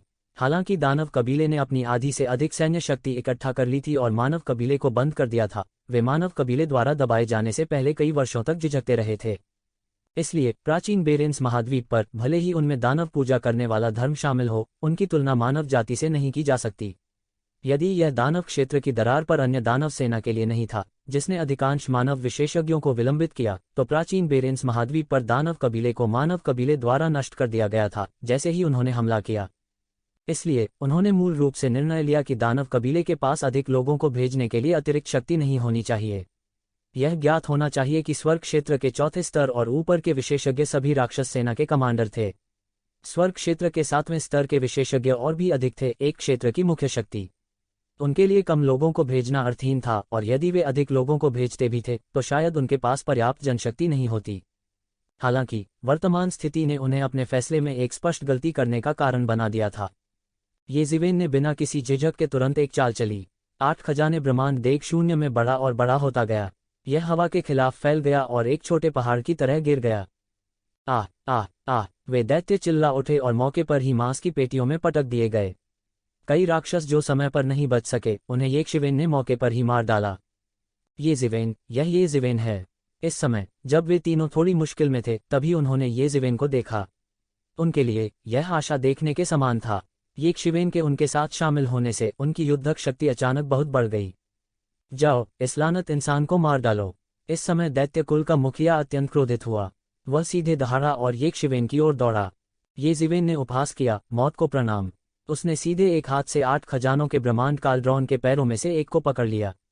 उसने मौके पर ही 8 खजानों के ब्रह्मांड देग को उठा लिया और सीधे उसे राक्षस कबीले के नेता की ओर धकेल दिया, जो भाग गया।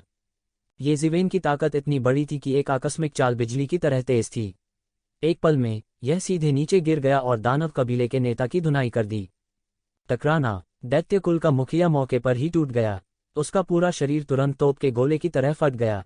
उसका पूरा शरीर अचानक शून्य में बिखर गया, एक भयानक शक्ति से पीड़ित जिसका विरोध करना मुश्किल था, जिससे वह मौके पर ही बिखर गया। उन तीनों ने येज़िवेन को ऐसे देखा जैसे उन्होंने कोई भूत देखा हो।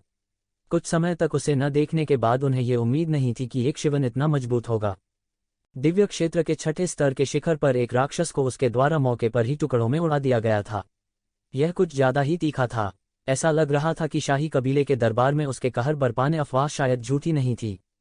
जाना, येज़िवेन की मदद से उनमें से 3 भी उत्साही हो गए, विशेष रूप से ये क्यूओंग, जिसने अचानक अपने हाथ में लोहे के पंखे को हवा दी, सीधे एक विशाल तूफान को बाहर निकाला, सीधे मौके पर एक राक्षस को शून्य में फंसा दिया और उसका गला घोंटकर मार डाला। ये कियान भी अपने हाथ में स्नो जेड तलवार के साथ अजेय थी, सीधे मौके पर एक राक्षस को जमा दिया। ये जू की तलवार क्यूई राक्षसी थी, एक तूफानी समुद्र की तरह, एक दानव विशेषज्ञ को भी रोक रही थी। इन दैत्यों में पुरानी प्राचीन वस्तुओं की कमी नहीं थी जिन्होंने यहां आने के लिए अपनी ही खेती को सील कर दिया था। दिव्य क्षेत्र के सामान्य 6ठे स्तर के विशेषज्ञों के साथ काम करना यह बिल्कुल नुकसानदेह नहीं था। हालांकि उन्हें इन 3 असामान्य प्रतिभाओं का सामना करना पड़ा, जिनमें से कोई भी उनसे कहीं अधिक शक्तिशाली था। इसके अलावा उनमें मृत्यु के देवता येज़िवेन भी थे। उसने सीधे तौर पर इन दानव विशेषज्ञों में अपना रास्ता मार लिया, अपने हाथ में 8 खजाने ब्रह्मांड कड़ाही पकड़े हुए एक अधिपति की तरह एक बड़ी ताकत के साथ एक फूलगोभी उठा रहा था। जिन राक्षसों को येज़िवेन ने मारा था वे सभी मौके पर ही मर गए। येज़िवेन के सहयोग से ये कियान और अन्य 2 ने जल्दी से 20 से अधिक शैतानों को मार डाला, एक को भी बचने नहीं दिया। येज़िवेन, तुम यहाँ क्यों हो? मुझे लगा कि तुम अंदर ही छुपी रहोगी, ये क्यूओंग ने मुस्कुराते हुए कहा। येज़िवेन मुस्कुराए और नाराज नहीं हुई। हालांकि उसने कहा कि वह पीछे हट रहा था, उसका वास्तव में छिपने का इरादा था। क्या मैं यहाँ छिपने के लिए नहीं हूँ? येज़िवेन ने मुस्कुराते हुए कहा। हा हा हा हा, ये क्यूओंग ने हंसते हुए कहा, सौभाग्य से इस बार मेरे पास आपकी मदद है। यदि आपके लिए नहीं तो मुझे अपने कुछ ट्रम्प कार्ड का उपयोग करना पड़ सकता है। ये शैतान वास्तव में परेशान कर रहे हैं। येज़ुकोंग ने भी येज़िवेन को देखा और उसकी आंखों में थोड़ी उदासी छा गई। जब उसने येज़िवेन को फिर से देखा तो उसने सोचा कि उसकी ताकत येज़िवेन को दबा सकती है। कौन जानता था, अभी अभी लड़ाई के माध्यम से येज़िवेन अभी भी उससे ऊपर था। हालांकि उसके लिए यह खाई नहीं तोड़ी गई थी, यह पहले से ही एक बेहद निराशाजनक बात थी। हालांकि इस तरह का दुख कुछ पल के लिए ही रहा। जल्द ही उन्होंने खुद को एडजस्ट कर लिया, लेकिन उनकी आंखों में थोड़ा दृढ़ निश्चय था। ऐसा लग रहा था कि उसे वह काम करना है। हालांकि वह ईश्वर का पुत्र था और उसके पास ईश्वर का रक्त था। इस दुनिया में बहुत अधिक अद्वितीय प्रतिभाएं थीं, और यह निर्धारित करने के लिए रक्त रेखा ही एकमात्र मानदंड नहीं था कि एक जीनियस था या नहीं।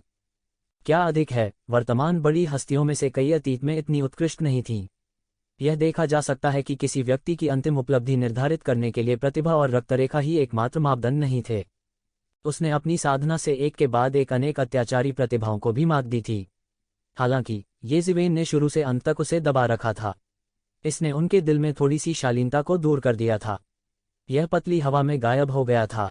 लोगों की प्रगति को प्रोत्साहित करने के लिए एक अच्छा प्रतिद्वंद्वी होना अक्सर एक अच्छी दवा होती थी। जब मैं आया तो मैंने बाईमोजियाओ के उस्तादों को भी चुपके से अंदर आते देखा। ऐसा लगता है कि शैतान जाति भी यहाँ कुछ बड़ा करने की योजना बना रही है। येज़िवेन ने आंखें मूंद कर कहा, बाईमोजियाओ के नौकर भी यहाँ हैं। फिर मुझे डर है कि यह मामला इतना आसान नहीं है।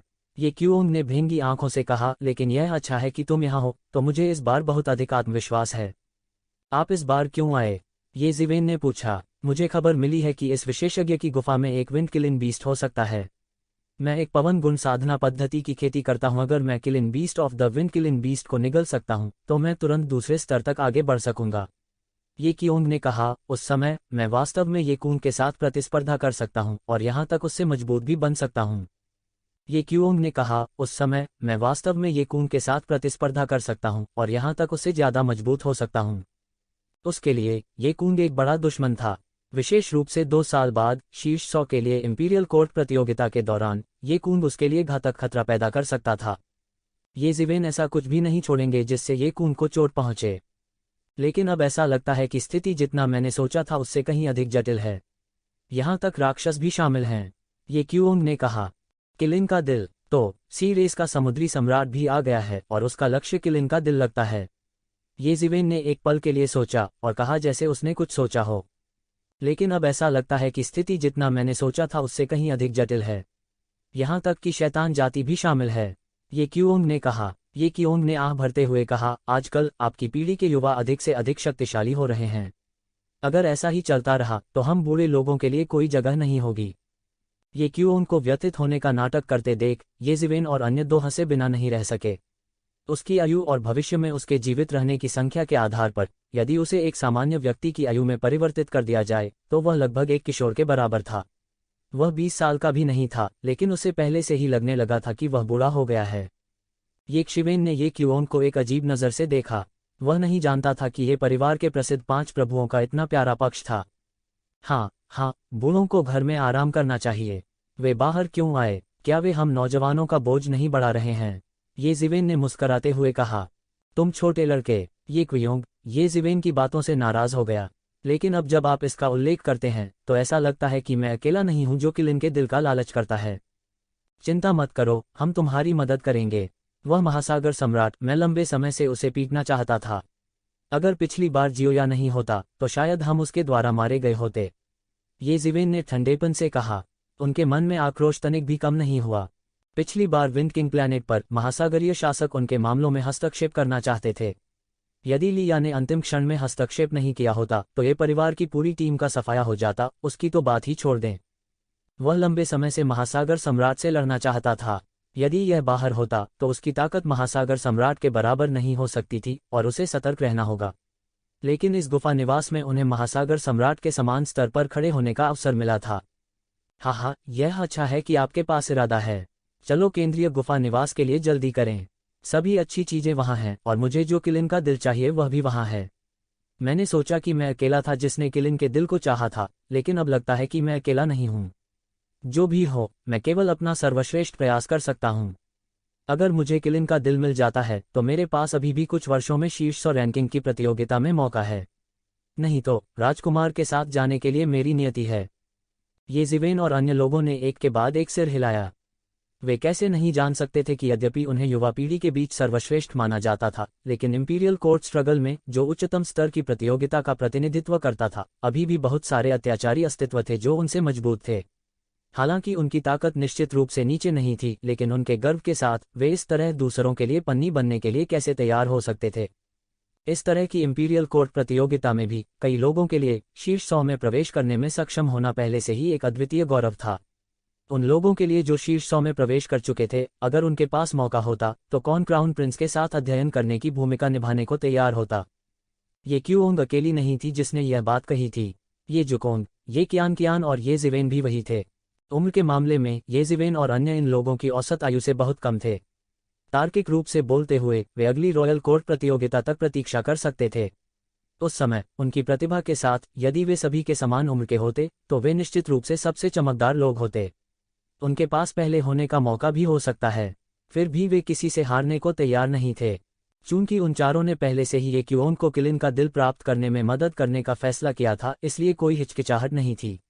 मौके पर ही वे तुरंत गुफा निवास की केंद्रीय दिशा की ओर दौड़ पड़े।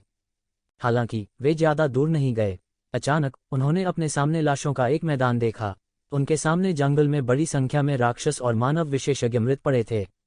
उनके चेहरे अचानक बदसूरत हो गए क्योंकि उन्होंने अपने सामने मानव विशेषज्ञों की पहचान ली। यह दानवों को दबाने वाले शहर का प्रतीक था। हालांकि दानव दमन शहर और उनके बीच संबंध बहुत अच्छे नहीं थे, वे भी ये परिवार की ओर से यहाँ आए थे। अप्रत्याशित रूप से उन्हें इन दानव विशेषज्ञों द्वारा यहाँ रोक लिया गया था। इसके अलावा लड़ाई के निशानों को देखते हुए जो शून्य तक फैला हुआ था, यह स्पष्ट था कि लड़ाई खत्म नहीं हुई थी।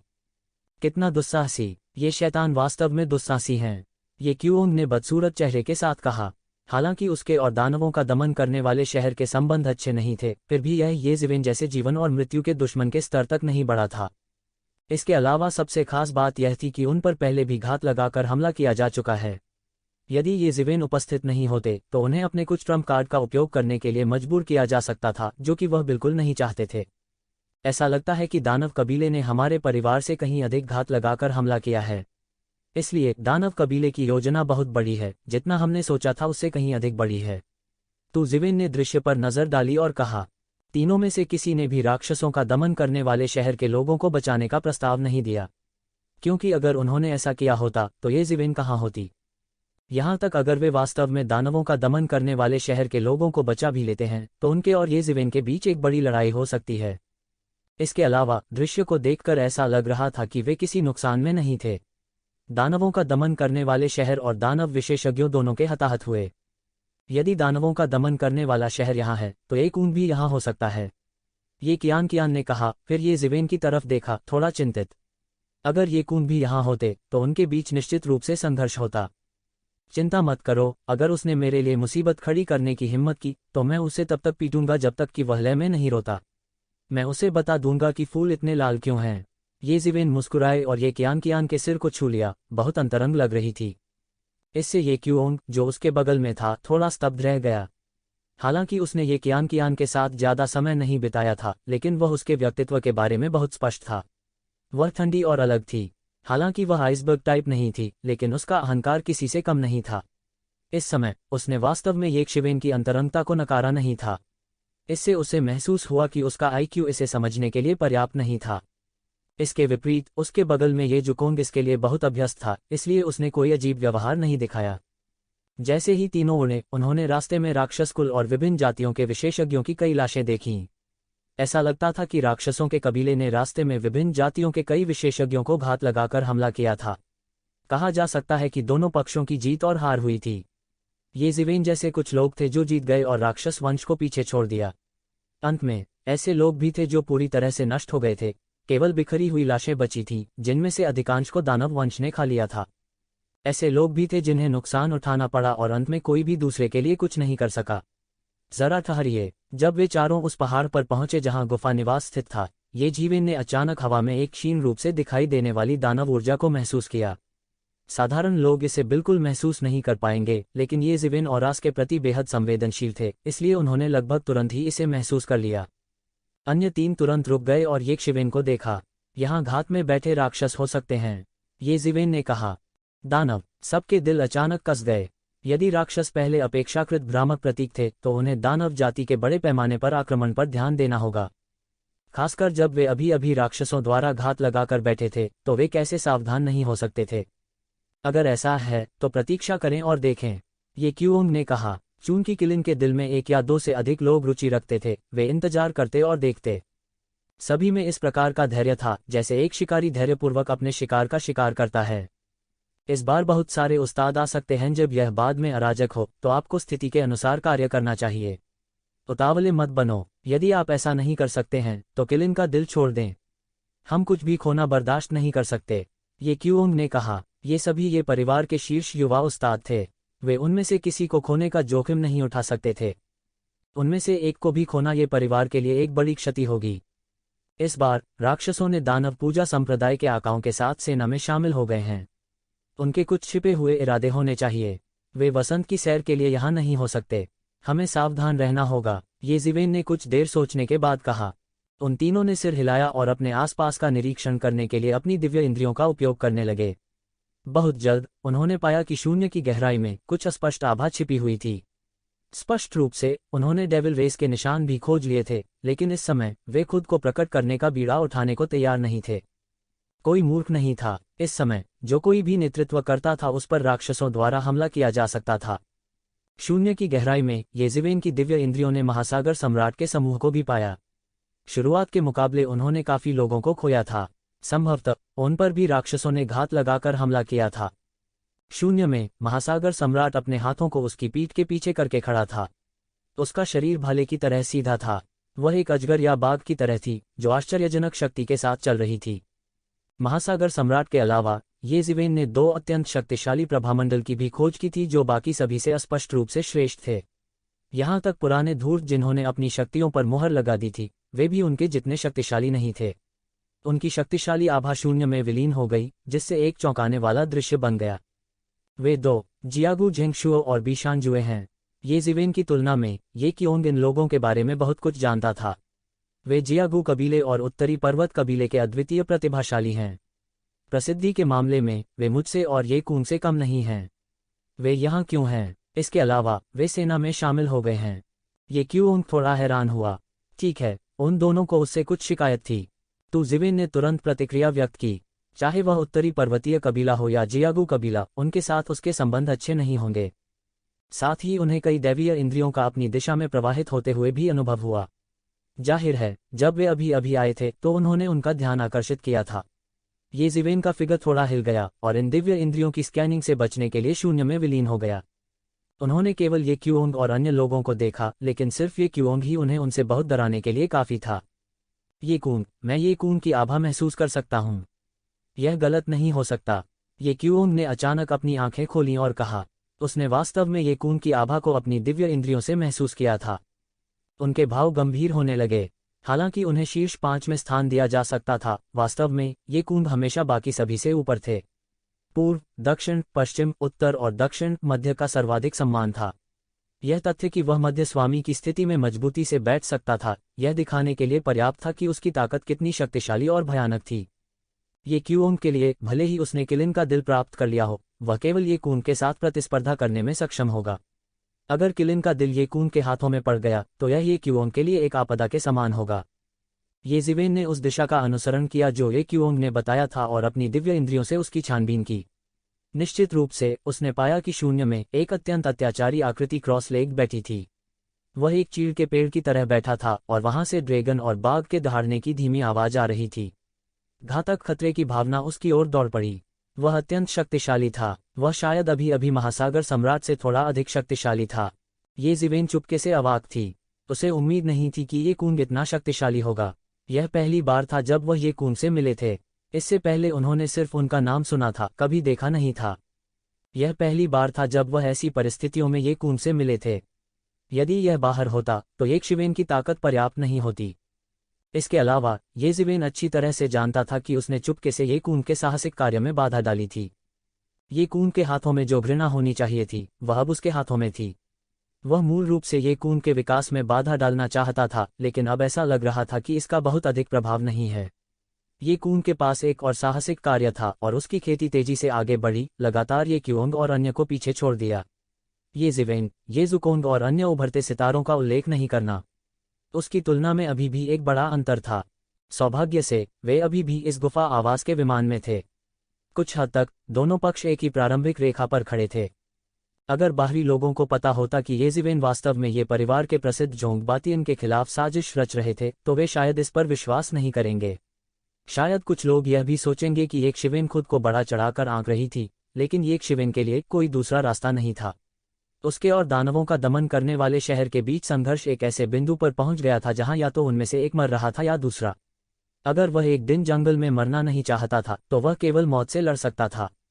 उनकी आभा पहले से अधिक मजबूत है। अगर हम कई सालों तक विरोधी नहीं होते तो मेरे लिए उसके निशान का पता लगाना भी मुश्किल होता। ये क्यूओंग ने थोड़े ठंडे भाव के साथ कहा। किलिन के दिल के लिए उसकी इच्छा और भी मजबूत हो गई। अगर यह जारी रहा तो उनके बीच की खाई शायद और चौड़ा किया जाएगा। हालांकि सबसे मजबूत व्यक्ति जरूरी नहीं कि ये परिवार के मुखिया के लिए लड़ाई में सिंहासन को जब्त करने में सक्षम हो, लेकिन इसमें कोई संदेह नहीं था कि अत्याचारी व्यक्ति को लड़ाई की प्रक्रिया में भी फायदा होगा। इन शीर्ष गुरुओं के अलावा येज़िवेन को कई पुरानी प्राचीन वस्तुएं भी मिली जिन्होंने प्रवेश करने के लिए अपनी खेती को सील कर दिया था। कुछ प्रमुख ताकतों के थे और कुछ अलग अलग काश्तकारों के बीच पुराने प्राचीन स्वामी थे। मानव कबीले, दानव कबीले, 100 कबीले गठबंधन और यहाँ तक समुद्री कबीले के लोग भी थे। हुश, शून्य में एक अदृश्य प्रकाश चमका, शून्य को काटता हुआ, और येज़िवेन के सामने एक संचार ताबीज के आकार में बदल गया। येज़िवेन ने सीधे संचार ताबीज को अपने शरीर में डुबोया और एक संदेश आया। यह कोई और नहीं बल्कि फैंग क्यूई था। येज़िवेन, मुझे सटीक जानकारी मिली है कि यंत्र केंद्रीय विशेषज्ञ गुफा निवास में है। मैं पहले ही आ चुका हूँ, जल्दी आओ। येज़िवेन ने मन ही मन सोचा। ऐसा लग रहा था कि फैंग क्यूई को अभी भी नहीं पता था कि वह आ गया है। ऐसा लग रहा था कि वह अभी तक बेनकाब नहीं हुआ था। उसके ज्यादा सोचने का इंतजार किए बिना शून्य में हवा अचानक अराजक हो गई। आकाश से शक्तिशाली ऊर्जा की लहरों ने हमला किया और आसपास की हवा लगभग तुरंत जम गई। इससे दम घुटने लगा था, जिससे लोगों को सांस लेना मुश्किल हो गया था। फिर इसे पागलपन से अंदर निचोड़ा गया। लगभग एक ही पल में येज़िवेन के शरीर में जेन युआन को खुद को बचाने के लिए स्वचालित रूप से प्रकट होने के लिए मजबूर होना पड़ा। ये क्यूओंग और अन्य भी स्वचालित रूप से गैंग क्यूई के साथ खुद को बचाने के लिए प्रकट हुए। तभी विशाल गुफा निवास से शेर या हाथी जैसी गर्जना सुनाई दी। फिर एक छोटे से पहाड़ की तरह एक विशाल राक्षस एक पल में दिखाई दिया और एक भयानक आभा सभी के शरीर पर दब गई। एक अत्यंत भयावह भयंकर जानवर ने हवा में अपनी आकृति प्रकट की। यह एक किलिन था जिसका सिर एक अजगर की तरह था। उसके सिर पर सींगों का एक जोड़ा था और एक शरीर सियान तराजू से ढका हुआ था। इसमें हिरण का शरीर और अजगर की पूंछ थी। एक गगनभेदी गर्जना ने दुनिया को हिलाकर रख दिया। भयानक ध्वनि तरंगे तुरंत सभी दिशाओं में बह गईं। कुछ कमजोर योद्धाओं को क्यूई लहरों द्वारा उनके छिपने के स्थानों से बाहर कर दिया गया और उन्हें मौके पर ही उड़ा दिया गया। यह यहाँ है, जानकारी सही है। वास्तव में एक किलिन है और यह एक किलिन जानवर नहीं है बल्कि एक असली किलिन है।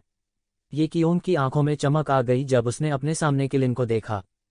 यहाँ तक येज़िवेन और अन्य लोग भी इसे एकटक देख रहे थे। यह किलिन उपप्रजाति नहीं थी बल्कि शुद्ध खून वाला किलिन था। जब उन्होंने इसे देखा तो हर कोई मदद नहीं कर सकता था, लेकिन ठंडी हवा का एक निवाला चूस रहा था। सुदूर अतीत में किलिन ने दुनिया पर शासन करने के अधिकार के लिए एक बार ड्रैगन कबीले और फीनिक्स कबीले के साथ लड़ाई लड़ी थी। बाद में पौराणिक युग में भी यह कहा गया कि किलिन देवताओं का पर्वत था। केवल देवता ही एक शक्तिशाली किलिन को अपने पर्वत के रूप में वश में कर सकते थे, और इस गुफा निवास के मालिक ने वास्तव में अपने गुफा निवास की रक्षा के लिए एक किलिन को वश में कर लिया था। कोई कल्पना कर सकता है कि मालिक जब जीवित था तब वह कितना शक्तिशाली था। इंसानों से अलग किलिन जानवर लंबे समय तक जीवित रहने वाली पौराणिक नस्ल थे। 10,000 से अधिक वर्षों तक जीवित रहना केवल एक बुनियादी नियम था और उनके पास हमेशा के लिए जीने के कुछ विशेष तरीके भी थे। कोई नहीं जानता था कि यह गुफा निवास कितने वर्षों तक अंतहीन आयाम में रहा, लेकिन यह किलिन अभी भी जीवित था। अनगिनत आंखें तुरंत इस किलिन को घूरने लगीं, लेकिन किसी ने भी जल्दबाजी करने की हिम्मत नहीं की, क्योंकि इस किलिन की ताकत वास्तव में भयानक थी। ताकत के मामले में यह शायद दिव्य क्षेत्र के 9वें स्वर्ग के शिखर पर पहुंच गया था और दिव्य क्षेत्र से केवल आधा कदम दूर था। जो लोग अपनी पूरी ताकत का प्रदर्शन नहीं कर सकते थे, उनकी तुलना में इसमें कोई संदेह नहीं था कि यह कई गुना अधिक अत्याचारी था। येज़िवेन ने चारों ओर देखा। अगर फैंग क्यूई पहले ही यहाँ आ चुके थे तो क्या इसका मतलब यह नहीं था कि जियानिटियन एलायंस के स्वामी भी आ गए थे? येज़िवेन सतर्क रहने के अलावा और कुछ नहीं कर सकते थे। उसके लिए जियानिटियन एलायंस के ये स्वामी छाया में छिपे जहरीले सांपों की तरह थे और किसी भी समय उसे काटने के लिए बाहर आ सकते थे। हालांकि अपने डिवाइन टेलीकाइनेसिस के साथ क्षेत्र को स्कैन करने के बाद वह अभी भी जियानिटियन एलायंस से कोई विशेषज्ञ नहीं खोज सका। इसलिए वह केवल हार मान सकता था। जाहिर है जियान तियान एलायंस के इन विशेषज्ञों के पास पता लगाने से बचने के अपने तरीके थे। परमेश्वर के दूतों के रूप में यह आश्चर्य की बात नहीं थी कि उनके पास कुछ ईश्वरीय तकनीकें थीं। आक्रमण करना, इसे करें। तेज राक्षसी गर्जना के साथ हवा में एक विशाल गठन हुआ। जाहिर है यह बहुत पहले स्थापित किया गया था, इस विंडकिलिन के जाल में गिरने का इंतजार कर रहा था। शून्य में एक पल में राक्षस जाति की सैकड़ों राक्षसी छायाएं प्रकट हुईं। देखने पर वे सभी दिव्य क्षेत्र के विशेषज्ञ थे, यद्यपि उनमें से सभी दिव्य क्षेत्र के छठे स्वर्ग के भयानक विशेषज्ञ नहीं थे। इतनी बड़ी संख्या के साथ भले ही दिव्य क्षेत्र का एक साधारण छठा स्वर्ग प्रकट हो, यह अभी भी एक मृतंत होगा। इस संरचना ने गुफा के पूरे प्रवेश द्वार को भी पूरी तरह से ढक लिया। ऐसा लग रहा था जैसे यह सब कुछ अपने लिए ले रहा हो। कितना उदार! ये ज़िवेन और अन्य लोग चुपके से अवाक रह गए। इस दानव जाति को उदार नहीं कहा जा सकता था। इतने सारे राक्षसों के साथ एक गठन स्थापित करने के साथ यहाँ तक वे बिल्कुल भी जल्दी नहीं कर सके। ऐसी स्थिति में जहाँ राक्षस जाति रॉयल कोर्ट को घेर रही है, वे अभी भी इतने सारे लोगों को लामबंद कर सकते हैं। जाहिर है इतने सालों तक उन्होंने जो ताकत छिपाई है वह हमारे शुरुआती अनुमान से कहीं अधिक है, ये क्यूओंग ने गंभीर अभिव्यक्ति के साथ कहा। दानव जाति जितनी मजबूत थी, मानव जाति के लिए उतनी ही बुरी थी। क्या ऐसा इसलिए नहीं है क्योंकि अन्य जातियों को किनारे से देखने का इरादा है, इससे पहले कि वे एक कदम उठाने की योजना बना रहे हैं? हमारे और राक्षसों की दौड़ पारस्परिक रूप से घायल होने की प्रतीक्षा कर रहे हैं। वैसे भी इसका उनसे कोई लेना देना नहीं है, इसलिए वे स्वाभाविक रूप से परवाह नहीं करते हैं, ये ज़ुकोंग ने ठंडेपन से कहा। हर कोई दानव जाति 100 दौड़ के गठबंधन और समुद्री दौड़ की योजनाओं को अच्छी तरह से समझता था, इसलिए वे स्वाभाविक रूप से जानते थे वे क्या योजना बना रहे थे। हालांकि ऐसा करने का कोई तरीका नहीं था, भले ही वे जानते हों। अब ऐसा प्रतीत होता है कि दानव जाति केवल एक एक करके मानव जाति को हराना चाहती थी, इसलिए उन्होंने केवल अन्य जातियों पर सावधानी से हमला किया, यहाँ तक हिले भी नहीं। और अन्य जातियों ने भी इस बहाने का उपयोग करने से मना कर दिया, इसलिए वर्तमान स्थिति यह हो गई कि मानव जाति अकेले ही लड़ रही थी। जाहिर है उनके लिए यह सोचना बहुत आसान है, दानव जाति कितनी शक्तिशाली है। उसके बाद सभी जातियों ने अंततः दानव जाति को बाहर निकालने के लिए सेना में शामिल हो गए। यदि मानव जाति को दानव जाति द्वारा नष्ट कर दिया जाता है तो क्या उन्हें लगता है कि वे जीवित रह सकते हैं? ये कियान ने भी ठंडेपन से कहा। ऐसा नहीं है कि वे इसे नहीं समझते हैं, लेकिन वे अभी भी सोचते हैं कि जब हम मौत से लड़ते हैं तो हम दानव जाति को गंभीर रूप से घायल कर सकते हैं। उस समय वे लगभग अनायास ही हमें नष्ट करने के लिए दानव जाति का उपयोग कर सकते हैं, और साथ ही राक्षस जाति को घायल करने के लिए हमारा उपयोग कर सकते हैं। क्या उस समय घायल दानव जाति अभी भी उनकी विरोधी हो सकती है?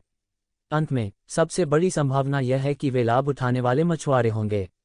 इतनी अच्छी चीज कौन नहीं चाहेगा? दुर्भाग्य से हम नहीं जानते कि उनका मुंह इतना अच्छा है या नहीं।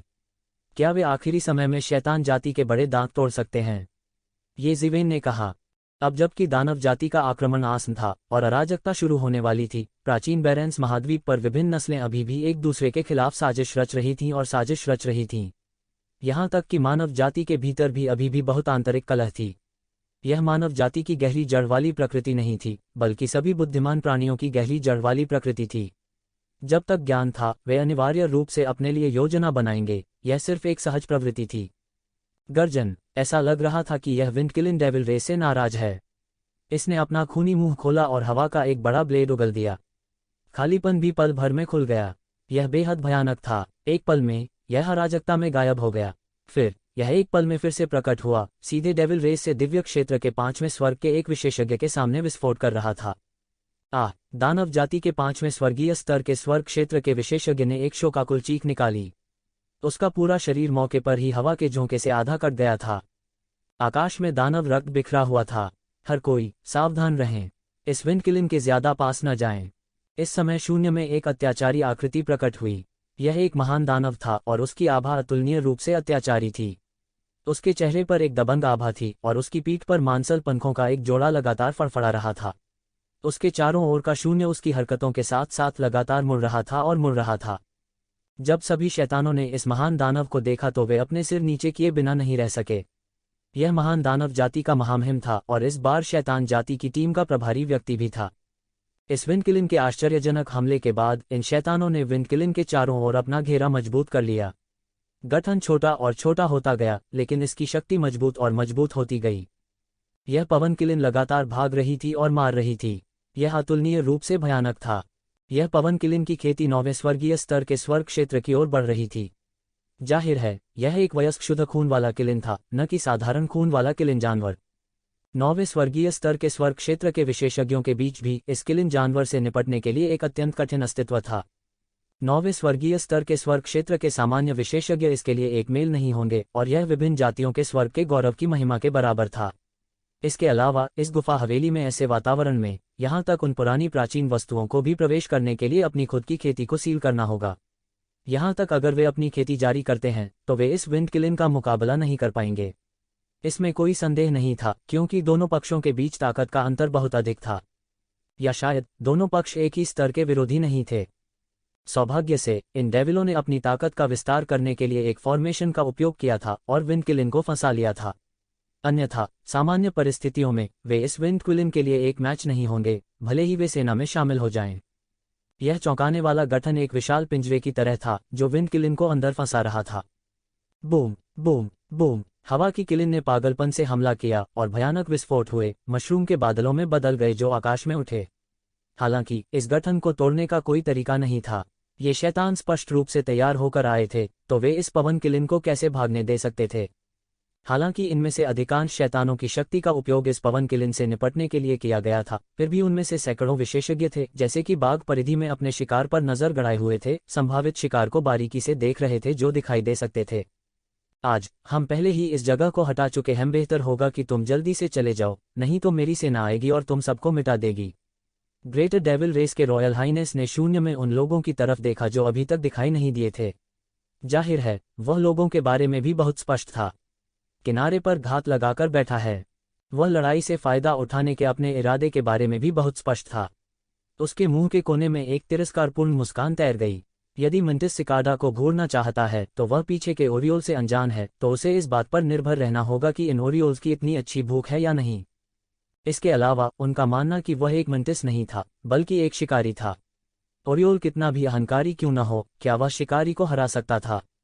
अभिमानी, घमंडी और निरंकुश, यह हमारी मानव जाति का क्षेत्र है और उसने वास्तव में हमें भागने के लिए कहने का साहस किया।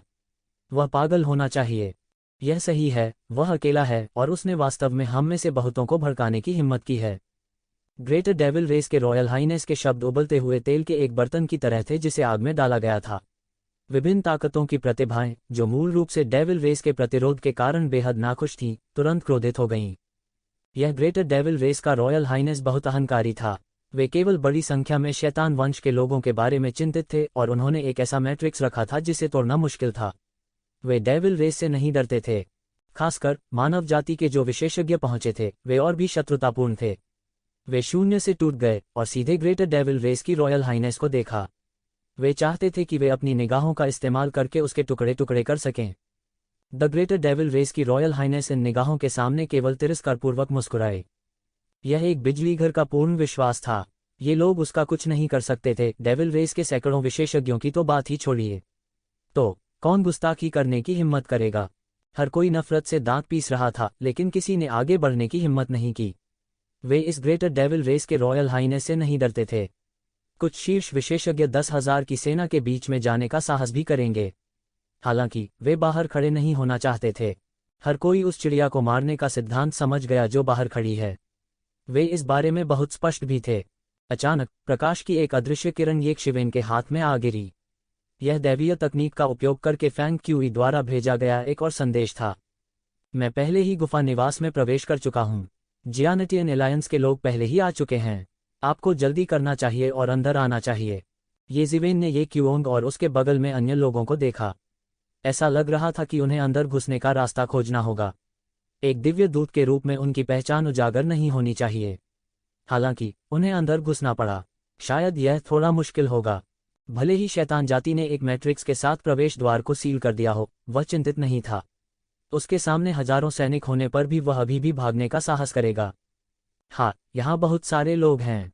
मुझे यह मत बताओ कि कोई भी डेविल रेस के टाइगर बर्ड को छूने की हिम्मत नहीं करता। इस समय एक शक्तिशाली ध्वनि तरंग आकाश में ज्वार की लहर की तरह बहती है। फिर एक शक्तिशाली आकृति आकाश से उतरी। यह अपने 30वें दशक में एक आदमी था। वह असाधारण लग रहा था। वह एक सफ़ेद वस्त्र पहने हुए था और आकाश में सफ़ेद लहरें दिखाई दे रही थीं। वह बहुत शक्तिशाली दिख रहा था और उसके चेहरे पर तिरस्कारपूर्ण मुस्कान थी। जैसे ही यह आदमी दिखाई दिया, शून्य में मौजूद लोगों में अचानक हड़कंप मच गया। मदरफिकर, उनका फिर उपहास उड़ाया जा रहा था। क्या यह आदमी एक किताब था? जल्द ही शैतान जाति के एक तेज तर्रार विशेषज्ञ ने इस आदमी को पहचान लिया। वह याओझाओ का राजकुमार है। वह यहाँ क्यों है? लेकिन यह संभव है। वह खुद को एक इंसान के रूप में बदलना और मानव क्षेत्र में घूमना पसंद करता है। यह आश्चर्य की बात नहीं है कि वह यहाँ है। ओह, यह वह है। ये क्यूओंग दंग रह गया और फिर एहसास की नज़र से बोला, क्यों, क्या तुम उसे जानते हो? तू जिविन ने पूछा। एक प्रकार का। मैंने सुना है कि शैतान जाति में एक ऐसी प्रतिभा है। अपने पदार्पण के बाद से वह खुद को एक इंसान के रूप में प्रदर्शन करना और मानव क्षेत्र में घूमना पसंद करता है।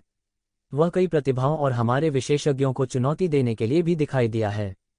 जाति। इसके अलावा वह शैतान जाति के 10 महान दानव राजाओं में से एक राजकुमार है। यह कहा जा सकता है कि वह बहुत महान है, ये क्वियोंग ने कहा।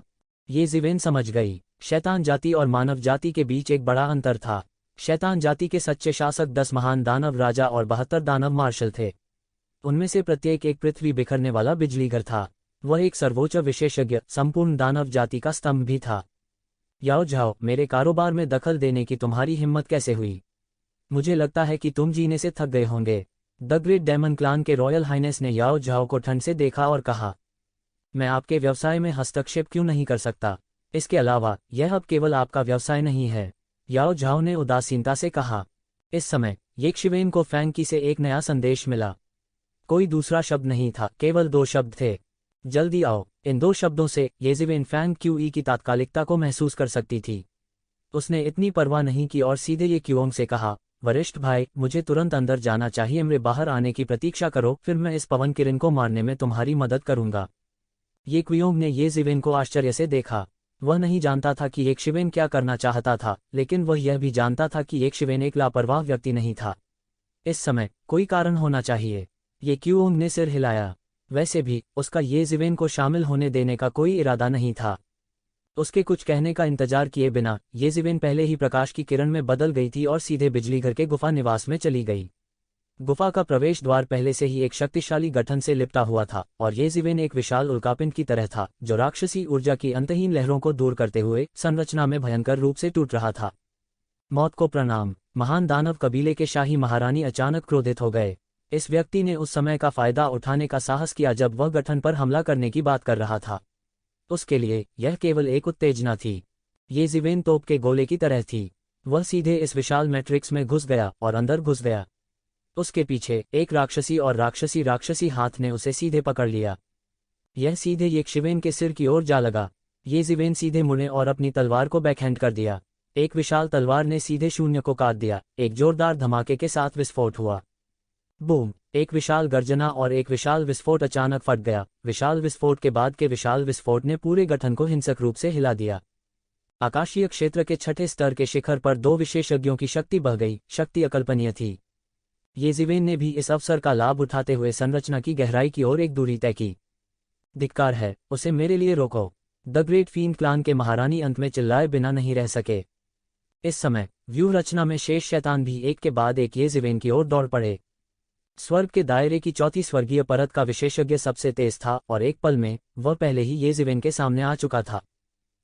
तुम मौत को दावत दे रहे हो। येजिवेन ने ठंडेपन से सूंघा और उसके हाथ में तलवार का इरादा तुरंत आसमान छू गया। तलवार की छाया में बदल गया जिसने आकाश को भर दिया। दफन तलवार। पू पू पू। येजिवेन की तलवार सीधे इन शैतानों के बीच से निकली थी जो तेजी से भागे चले आए थे। हालांकि उनकी ताकत खराब नहीं थी, वे येशिवेन से बहुत कम थे। वे उनके विरोधी कतई नहीं थे। वे सीधे उसके द्वारा मौके पर ही मारे गए और उनके शरीर शून्य में मौके पर ही फट गए। ये लोग येशिवेन के कदमों की आहट को भी नहीं रोक सके। बूम! येजिवेन ने एक बार फिर अपनी तलवार लहराई और एक जोरदार धमाके के साथ जैन पद्धति में एक बड़ा अंतर काट दिया। यह जैन विधि मुख्य रूप से विंड किलिन को फंसाने के लिए इस्तेमाल की गई थी, तो यह वास्तव में गुफा का एक कमजोर बिंदु था। दूसरी तरफ येशिवेन ने हवा की किलिन की परवाह नहीं की। यह वास्तव में एक अच्छी बात थी कि शैतान जाति इस विंड किलिन को रोक सकती थी। आखिरकार यह स्वर्ग क्षेत्र की 9वीं स्वर्गीय परत का एक वयस्क किलिन था। इसके अलावा यह एक शुद्ध खून वाला किलिन था। वास्तव में यदि दानव कबीले ने इस विंड किलिन को रोके नहीं रखा होता तो उपस्थित सभी लोग भाग जाते। यहाँ तक ये क्यूओंग, जो तैयार होकर आया था, को इस विंड काइलिन का सामना करने में सिरदर्द होगा जो पहले से ही पागल हो चुकी थी। एक बड़ा अंतर काटने के बाद ये जिवेन ने संकोच नहीं किया और रोशनी पर चलते हुए सीधे छेद में घुस गई। कमीने, धिक्कार है, धिक्कार है। द ग्रेट फील्ड कबीले के महामहिम को उम्मीद नहीं थी कि येजिवेन की हरकतें इतनी तेज होंगी और उसकी ताकत वास्तव में इतनी मजबूत थी। अब उसके लिए इसे पकड़ना असंभव था और वह केवल येशिवेन को फॉर्मेशन में एक बड़ा छेद करते हुए देख सकता था। हाँ, ऐसा लगता है कि मुझे बाहर खड़े होने की जरूरत नहीं है। याओ झाओ दिल खोलकर हंसे और साहसपूर्वक कहा, वो येजिवेन है। ये कून ने पहली नज़र में ही येजिवेन को लगभग पहचान लिया था। आखिरकार उसने येशिवेन की तस्वीर भी देखी थी। इसके अलावा येजिवेन एक ऐसा चरित्र था जिससे वह काफी डरता था। वह कैसे नहीं डर सकता था। उसने तुरंत ही येशिवेन को लगभग पहचान लिया। वह येजिवेन है। दूर से जियागु झेंगशुओ ने गायब होती आकृति को देखा और कहा, हाँ, वो ही है। मैं उससे गलती नहीं करूंगा। ये कून ने कहा, तो फिर तुम किसका इंतजार कर रहे हो? जल्दी करो और इस बच्चे को मार डालो, बीशिनजू ने ठंडेपन से कहा। जैसा कि उन्होंने कहा, बीशिनजू ने पहले ही हमले का नेतृत्व कर लिया था। वह मौके पर प्रकाश की एक धारा में बदल गया और छेद में ये क्वन की गायब हुई आकृति का पीछा किया। जियागु झेंगशुओ ने केवल थोड़ी देर प्रतीक्षा की और जियागु कबीले के विशेषज्ञों के साथ भी पहुंचे। ये कून ने भागते हुए दोनों की आकृतियों को देखा और फिर विंड किलिन को देखा। वह फिर भी नहीं हिला। वह पवन किलिन प्राप्त करने के लिए भी दृढ़ संकल्पित था। इसका कारण यह नहीं था कि वह किलिन के दिल को इतना चाहता था। एकमात्र कारण यह था कि उसने ये क्यूओन का दिल एक निश्चित चैनल से प्राप्त किया था। अब उसे सुधरने के लिए किलिन के दिल की जरूरत थी। वो और ये क्यूओन कई सालों से जमकर लड़ रहे थे, लेकिन वो कभी भी ये क्यूओन को हिला नहीं पाए थे। हालांकि अगर वो किलिन का दिल छीन सकता है तो एक क्यूओन कभी भी उसके साथ नहीं रह पाएगा। एक आकस्मिक मुठभेड़ कोई बड़ी बात नहीं हो सकती है, लेकिन ये क्यूओन के भाग्य में रुकावट के परिणाम गंभीर होंगे। ये क्यूओन फिर कभी उसके साथ नहीं हो पाएगा। दोनों पक्ष इतने वर्षों से उलझे हुए थे और इसे समाप्त करने का समय आ गया था। वह नहीं चाहते थे कि इस तरह की प्रतियोगिता अगले 100 वर्षों तक या अगले कुछ 100 वर्षों तक भी जारी रहे। येशिवेन ने मोर्चा संभाल लिया था, लिहाजा उनके पीछे विशेषज्ञ भी इसे ज्यादा देर तक बर्दाश्त नहीं कर सके। हर कोई इस पवन किरण के लिए नहीं आया था। दूसरे शब्दों में, हर कोई इस भयानक अपशकुन जानवर को नहीं संभाल सकता था। वे इस बिजलीघर के गुफा निवास की छिपी हुई गहराइयों के लिए आए थे। पहले किसी ने प्रवेश नहीं किया था, इसलिए वे जल्दी में नहीं थे। अब जब उन्होंने येशिवेन को सबसे पहले भागते हुए देखा तो वे चिंतित कैसे नहीं हो सकते थे। जियागु झेंगशुओ और बीशानजू के अलावा याओ झाओ, जो हमले का खामियाजा भुगत रहे थे, सीधे अंदर पहुंचे। फिर महासागर सम्राट और कुछ छिपी हुई पुरानी प्राचीन वस्तुएं भी दौड़ीं। डेविल्स, जो हमले को रोकने के प्रभारी थे, वे इन शीर्ष विशेषज्ञों के हमले को रोक नहीं सके। एक विशाल शैतान सेना किसी भी परिवार के लिए घातक खतरा थी, लेकिन जब इन लोगों ने हमला करने के लिए हाथ मिलाया तो शैतानों का खतरा नगण्य था। लानत है, धिक्कार है। इस समय महान दानव कबीले के महामहिम बेहद गुस्से में थे, लेकिन इन विशेषज्ञों को रोकने का कोई उपाय नहीं था। वह उनमें से एक या दो को रोक सकता था, लेकिन उन सभी को रोकने का कोई उपाय नहीं था। वह केवल बेबसी से देख सकता था क्योंकि वे अकड़ गए थे। मूल रूप से उसने सभी को डराने की योजना बनाई ताकि वह विशेषज्ञों के लाभों पर एकाधिकार कर सके। कौन जानता था कि यह उस बववा द्वारा शुरू से ही बर्बाद कर दिया जाएगा। मूल रूप से जब राक्षसी हमला हुआ तो वह बहुत चिंतित नहीं था। जब तक शैतानी हमले को रोका जाता तब तक दूसरे लोग उतावलेपन से काम नहीं लेते। कौन जानता था कि मानव बववा अचानक एक चाल चली जाएगी। वह बिल्कुल भी तैयार नहीं था और पूरी संरचना में छेद कर दिया गया था। इससे उनकी कमजोरी का पता चला और फिर उन लोगों ने इसका फायदा उठाकर हमला कर दिया। उसने घृणा में अपने दांत पीस लिए और उस आदमी को मारना चाहता था। इस समय वह इतनी परवाह नहीं कर सकता था और सीधे कुछ विशेषज्ञों के साथ बिजलीघर की गुफा में घुस गया। जहां तक किलिन में फंसे होने की बात है तो वह फिलहाल इसकी परवाह नहीं कर सकता था। वैसे भी उनका मानना कि कोई भी इस गठन को छूने की हिम्मत नहीं करेगा। एक बार विंड किलिन जारी हो जाने के बाद यह वास्तव में एक आपदा हो सकती है। यह उल्लेख नहीं है कि उसके पीछे के लोग एक के बाद एक पकड़े गए थे। येजिवेन सीधे बिजलीघर की गुफा में घुस गई। जैसे ही उसने प्रवेश किया उसे अचानक लगा कि यह आंख खोलने वाला है। इस गुफा की शैली भी प्राचीन थी, लेकिन इसमें ढेर सारी सारणियों का मिश्रण था। प्रत्येक सरणी ने आसपास की आध्यात्मिक ऊर्जा को अवशोषित कर लिया। शायद यह इसलिए था क्योंकि बहुत से लोग यहाँ खेती करने नहीं आते थे, लेकिन अंदर की आध्यात्मिक ऊर्जा भी असामान्य रूप से समृद्ध थी। पूरी गुफा बेहद विशाल थी। यह एक विशाल चक्रव्यूह की तरह था जो सभी दिशाओं में फैला हुआ था। हालांकि येशिवेन के लिए यह कोई समस्या नहीं थी। उसकी आकृति बिजली के बोल्ट की तरह थी और सीधे मौके पर एक गुप्त कमरे में चली गई। रक्षात्मक गठन को तोड़ने के बाद केवल एक अत्यंत विस्तृत क्षेत्र पर कब्जा करते हुए स्पिरिट क्रिस्टल खनिज शिरा में संघनित स्पिरिट क्रिस्टल के पहाड़ को देखने के लिए यह गुप्त कमरा भी एक आयामी स्थान में तब्दील हो गया था। यह बाहर से बहुत बड़ा नहीं दिखता था, लेकिन वास्तव में यह बहुत विस्तृत और असीमित था। एक छोटी स्पिरिट क्रिस्टल मिनरल वेन दसियों अरबों स्पिरिट क्रिस्टल के संग्रह के बराबर थी। कोई कल्पना कर सकता है कि यह क्षेत्र कितना विस्तृत था। इसके अलावा जमीन में उन स्पिरिट क्रिस्टल मिनरल वेन्स के विपरीत, जो किसी अन्य जंगली बात के साथ मिश्रित थे, यह शुद्ध स्पिरिट क्रिस्टल था। कई वर्षों के बाद स्पिरिट क्रिस्टल एक स्पिरिट क्रिस्टल मिनरल वेन बनाने के लिए स्वचालित रूप से एक साथ चिपके हो सकते हैं, या इसे गुफा के मूल मालिक द्वारा बलपूर्वक एक साथ एकीकृत किया गया हो सकता है। जीवेन ने चारों ओर देखा और वास्तव में सैकड़ों छोटे स्पिरिट क्रिस्टल खनिज नसें थीं, जो कुल मिलाकर खरबों स्पिरिट क्रिस्टल थीं। येशिवेन के चेहरे पर अचानक एक खुशी का भाव दिखाई दिया। अरबों स्पिरिट क्रिस्टल उसे रातों रात पूरी तरह से अमीर बनाने के लिए पर्याप्त थे। दूसरे शब्दों में, अतीत में उसने जो भी धन प्राप्त किया था वह जुड़ गया, लेकिन यह खरबों स्पिरिट क्रिस्टल तक नहीं पहुंचा। यह कहा जा सकता है कि इस खरबों स्पिरिट क्रिस्टल मिनरल वेन के साथ उन्हें लंबे समय तक पर्याप्त स्पिरिट क्रिस्टल नहीं होने की समस्या के बारे में चिंता करने की आवश्यकता नहीं थी। येशिवेन ने जिस मार्शल आर्ट का अभ्यास किया था और उसके शरीर के खजाने जो प्रकाश को नहीं देख सकते थे, वे सभी ब्लैक होल थे जिन्होंने लिंकी को निगल लिया था। यह अज्ञात था कि उसे स्वयं के द्वारा स्पिरिट क्रिस्टल जमा करने और अर्जित करने में कितना समय लगेगा, और प्रगति की तुलना वर्तमान प्रगति से नहीं की जा सकती थी। येशिवेन लगभग आसमान की ओर देखना और हंसना चाहती थी। निश्चित रूप से सभी प्रकार के आकस्मिक मुकाबले प्रगति के सबसे बड़े उत्प्रेरक थे। यहाँ तक एक अद्वितीय प्रतिभा भी 200 वर्षों के भीतर येशिवेन के वर्तमान क्षेत्र में कदम नहीं रख पाएगी यदि उसे सामान्य गति से प्रगति करनी है। ये कून की तरह वह दिव्य क्षेत्र के छठे स्तर तक पहुंचने के तरीकों के बारे में सोच रहा था। अब उसने निश्चित रूप से आकाशीय क्षेत्र के 7वें स्तर पर कदम रखा था। अगर वह खेती करने के लिए सिर्फ खुद पर निर्भर होता तो कम से कम 100 साल लग जाते। इस अवधि के दौरान इतनी ताकत रखने के लिए उनके पास कुछ चौंकाने वाला आकस्मिक मुठभेड़ होना चाहिए। खरबों स्पिरिट क्रिस्टल उसके लिए एक ही बार में आकाशीय क्षेत्र के 4थे स्तर तक पहुंचने के लिए पर्याप्त थे। हालांकि वह निश्चित रूप से इस गुफा निवास में ऐसा नहीं कर सकता था, अन्यथा वह प्रतिबंध के हमले को आकर्षित कर सकता था। येशिवेन के पास रुकने का समय भी नहीं था। वह उसके पीछे एक मजबूत आभा महसूस कर सकता था और उसे बिल्कुल भी अतिरिक्त समय न देते हुए उसके पीछे पीछे कूद रहा था। यहाँ तक उसके पीछे राक्षस जाति भी दौड़ पड़ी और गुफा में निवास करने से ऐसा प्रतीत हुआ कि वह किसी चीज से प्रेरित है। गाड़ी स्पिरिट उबलने लगी। बहुत से विशेषज्ञ जो वहां पहुंचे वे उबलती हुई आत्मा क्यूई को दबा नहीं सके और तुरंत घायल हो गए। यह स्पिरिट क्यूई टाइड था जो आमतौर पर केवल सबसे अराजक स्थानों में होता था।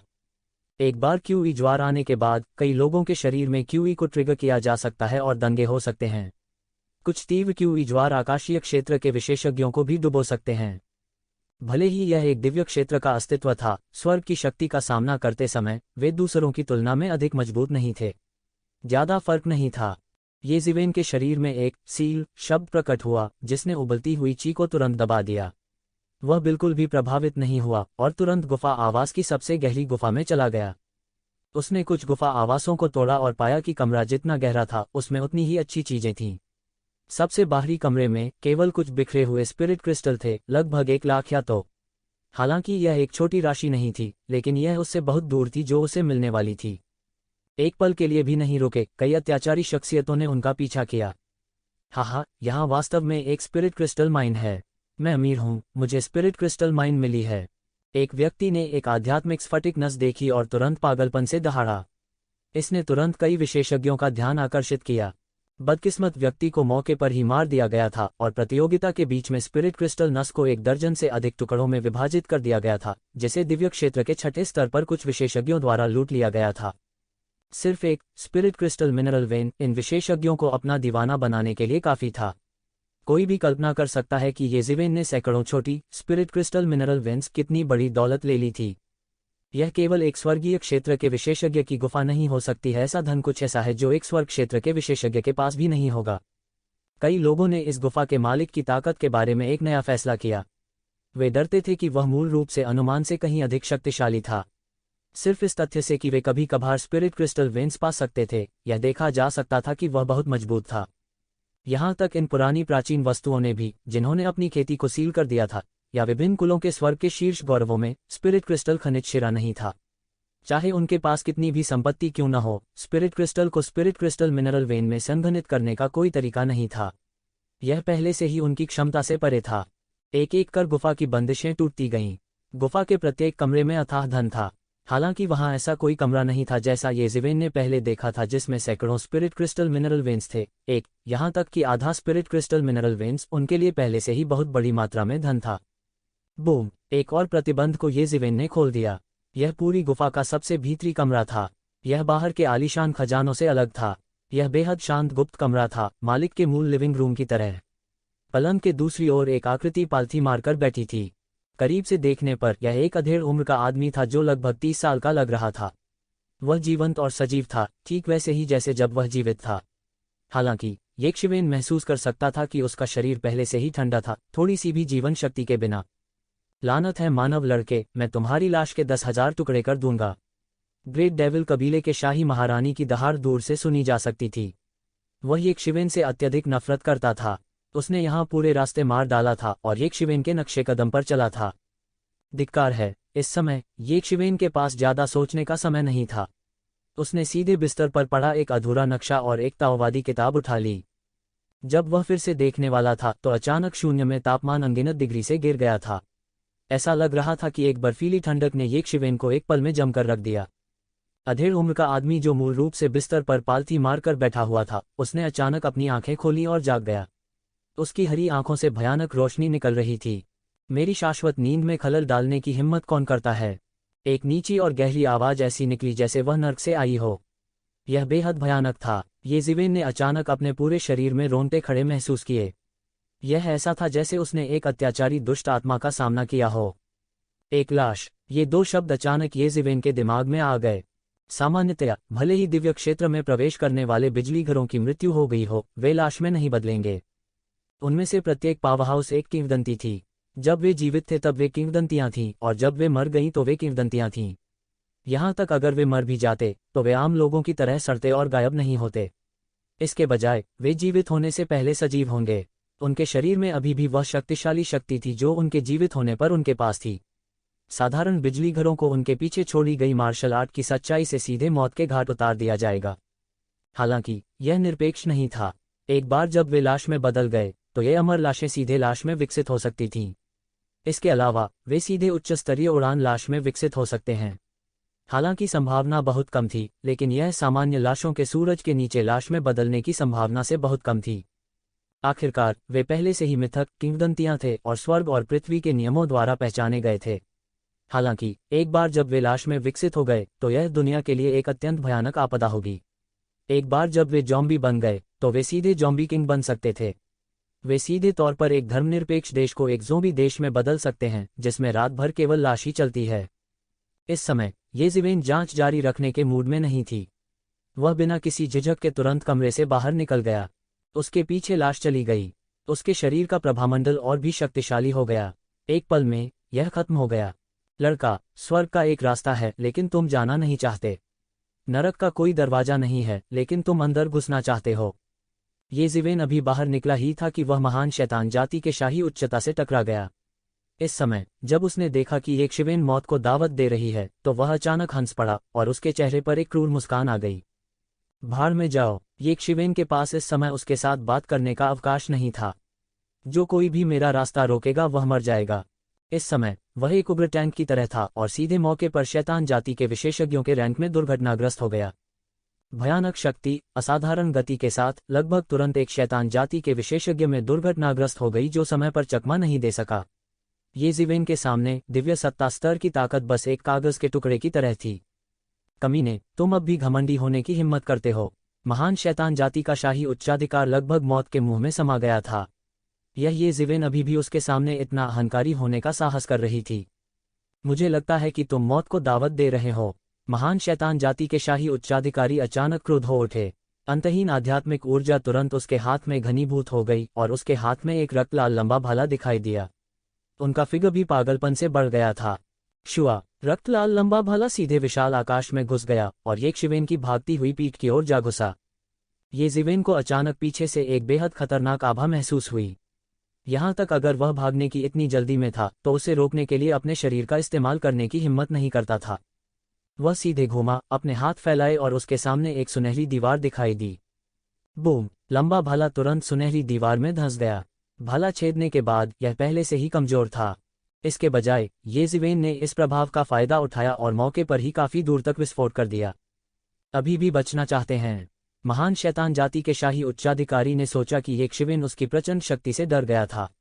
अचानक उसकी आभा एक इंद्रधनुष की तरह थी और वह ये शिवेन को पकड़ना चाहता था। बस इसी समय उन्हें अचानक लगा कि युवा पीढ़ी को ठंड लगने लगी है। अचानक एक मुरझाया हुआ सफेद पंजा मौके पर पकड़ लिया, शून्य से टूट गया और सीधे महान शैतान जाति के शाही उच्चता के पीछे चला गया। शुआ! इस समय महान शैतान जाति के शाही उच्चता के पीछे मांसल पंखों की जोड़ी अचानक फड़फड़ाई और उसका आंकड़ा सैकड़ों फीट आगे बढ़ गया और इस तेज पंजे के हमले से बमुश्किल बचा।